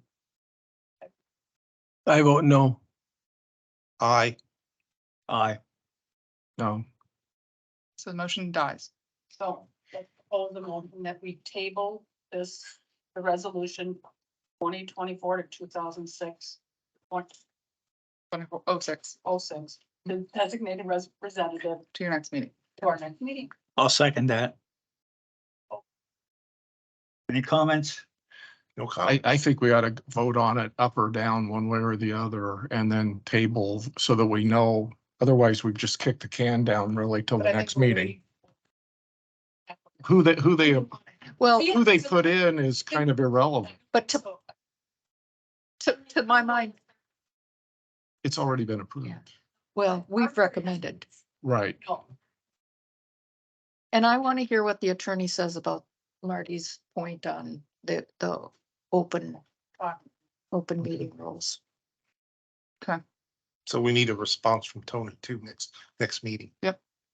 We'll have a written response from him. Thank you. Laura's gonna bring. Go Laura. So I vote for nay for tabling this.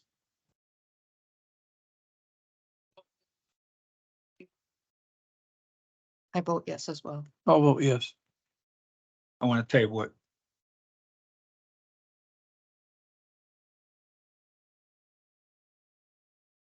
Yes. Okay, so item G will be tabled till your February meeting with an expectation of a response from the district attorney. Hopefully a response from the community association with regards to the service provider agreement and some applications. And not at all to take away from the people who have already applied Applied. because. And they're both here. And can we have them still You, speak? well, your next item of business, since you did move item B, that is your next order of item of business. Okay.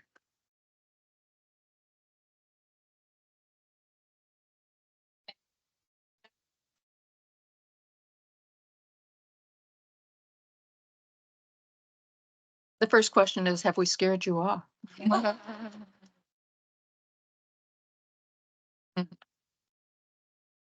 All right, so do you want to take the item up, John, under for consideration or? I think let's hear from them at least. Up first.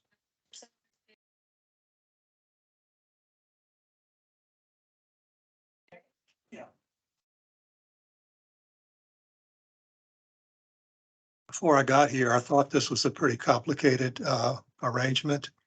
It's a lot more complicated than I thought. At any rate, I'm relatively new to the area. I've been in Pelican Preserve since September. So I'm a newcomer, which I consider in this context both an advantage and a disadvantage. Obviously, I don't have any of the historical perspective or baggage, depending on how you look at it. And I think I look at things a little differently. I moved here from Roswell, Georgia, and there I was in 2 condo associations, treasurer of one and president of the other. So I have obviously some experience in dealing with the types of issues we deal with here in Pelican Preserve, although Pelican Preserve is quite a bit larger than what I was dealing with in Georgia. I was also on the Transportation Advisory Commission in Roswell, and we were charged with providing the mayor and city council with recommendations regarding transportation issues, not just streets and highways, but also bicycles, pedestrians, sidewalks, all of those types of issues. So I had quite a bit of experience with city government in that sort of thing. So, and I'm also an engineer by background, so whatever that helps. I'm a recovering engineer. Yeah, so anyway, I'm very interested in learning how things work. That's my engineering background. I have to know how things work, and it's quite a challenge figuring out Pelican Preserve. Needless to say. Same. I'm still 2 years in and I'm still learning. So anyway, that's all I have to say. I'll be happy to answer any questions, but I'll be around in Palazzo, and yes. Can you just respond? You had said, I'm concerned about the governance of Pelican Preserve. Was that in general or in specific? Well, one, it's much more complicated than it needs to be from my perspective. But again, I don't want to start jumping in and saying you should change everything. I don't know enough to do that yet, but I can see, and today's meeting is a good example of that. There's a lot of complexity here that I think could be simplified. But that may be just naive on my part, but I see, It's the business side versus the governance side. yeah, so. What's your technical background? Well, As an I'm engineer, a but- petroleum engineer by background. My degree's in petroleum engineering. And I've worked my entire career basically in the petroleum industry, working for various oil companies and also as a consultant, and did a lot of work with acquisitions and divestitures and that sort of thing over the years. My specialty is primarily economic analysis, actually. Have you attended the community association Yes. meetings? Okay. I attend every meeting I can get to now. I've been in the process of moving the last few months, and it's pretty time consuming, to say the least. But yes, I have been going to those meetings, and I plan to go basically to every meeting that comes up from this point forward when I'm here in town. And I'll be here probably 11 months out of the year overall. Or you check both the safety and security and the advisory, is that? Well, I didn't the form I thought was ambiguous, and I wasn't sure if I needed to check one in each. So that's why I did that. That was my misinterpretation of the form. Because I know the safety and security is looking for people to, or there's. Can you tell me about a time when you were a part of a team and you had to defend an unfavorable position?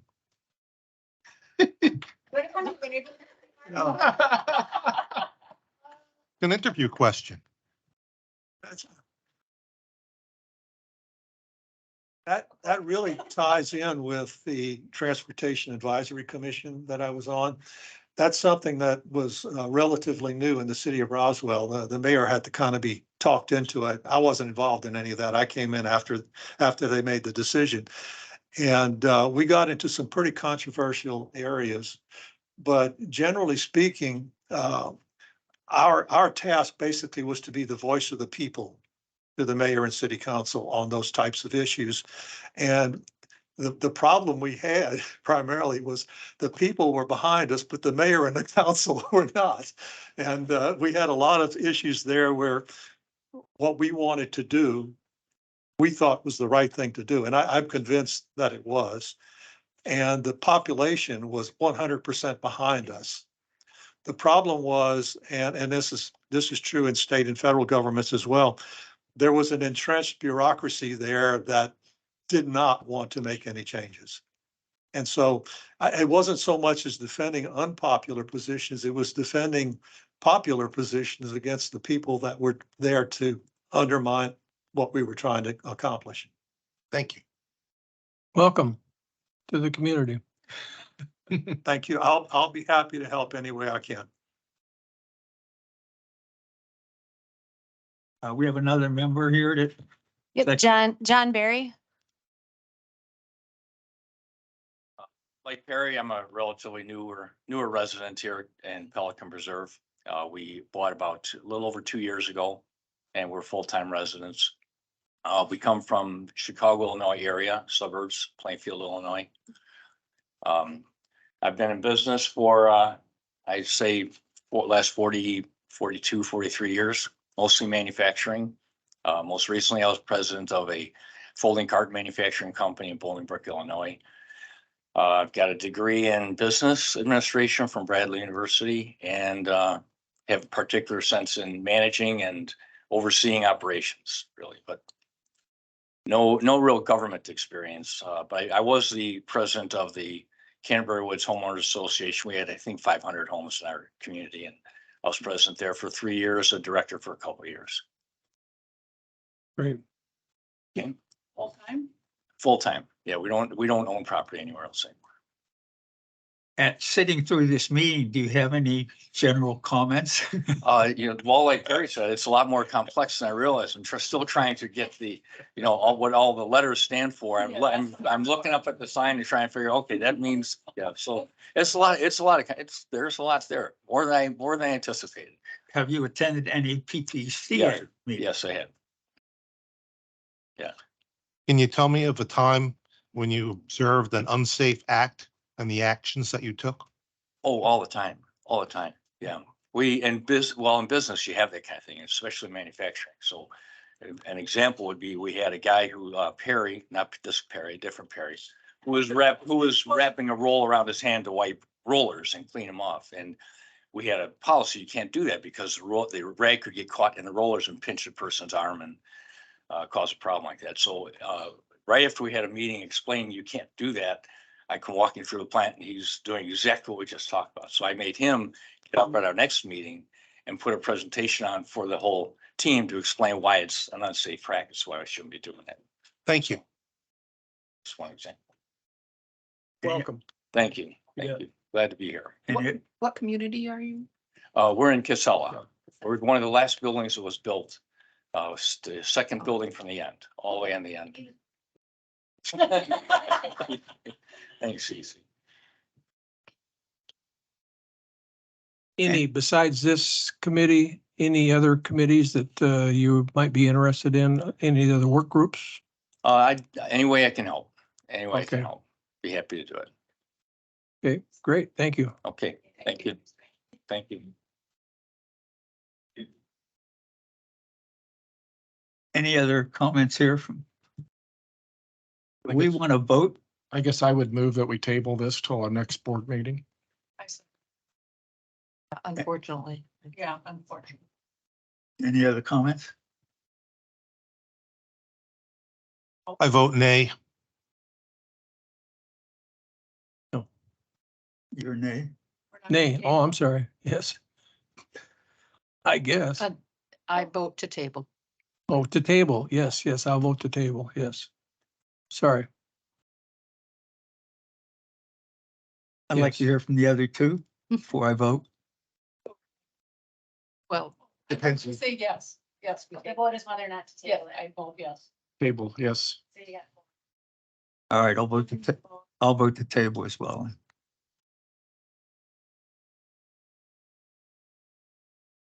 On. I have no problem standing out. Laura, Yeah, just a comment on the form. I don't know if what it takes to change it, but it'd be nice to know whether they're full-time residents or not, So, but it's not. that's what I was looking for. There was a, are you a full-time resident? And it's And- not on here. It would be nice to get a question to get more of their technical or professional background on the form anyway. That's up to them on their resume, really. Yeah, but there, I know there was a question. There's a resume attached, isn't there? Whether. or not No. they were a resident. You can attach. You can, I know, but Yeah. it'd be nice to, if it doesn't anything. I was specifically looking for. But it is a little confusing when you're trying to apply for what you're trying to apply for. You choose one. Maybe Yeah. not leave both of them there, because. It says check one, but this says select one also. But then it So also if it's- says- if it's going from here It's to a here. check once, check one. Yeah, I can have her change that, so it's just. Anyway, I'm not Confused listening, about that so also. let me write this down.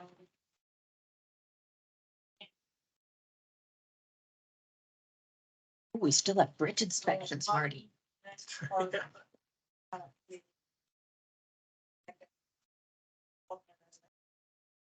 Thank you. Yeah, I don't know what I was looking for it. I'm like, that was on the last ones. I don't know what happened to it. Okay, all right, Marty, we made you wait 2 hours and 11 minutes to get to this one. Okay, let's go. What's the update? you know what? Daniel, And the person who's supposed to give the update is not online. Oh. The only update that I have, actually, he did give me a very small update, is that they're expecting to begin the work in March. So, in March. mhm, Okay, that was the update I got. okay. We made you wait 2 hours and 11 minutes for that.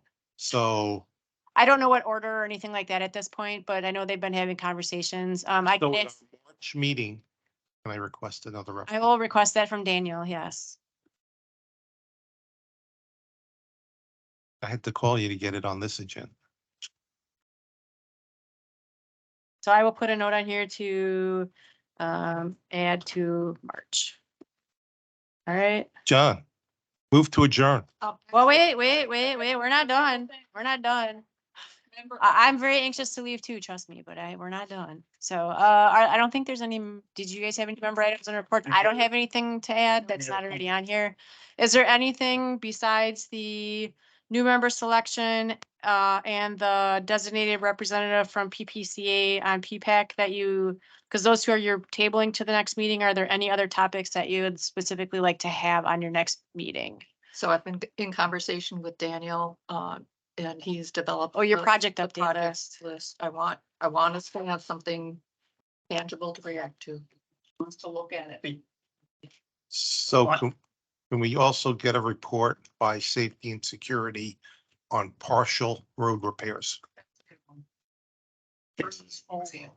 Yeah. versus full? All right. I want to show you something. I want to know if this could be on the agenda or not. I don't know. Well, if you hand it to me, we have to put it on the record, just so you know. It's an attorney. Oh, I have this.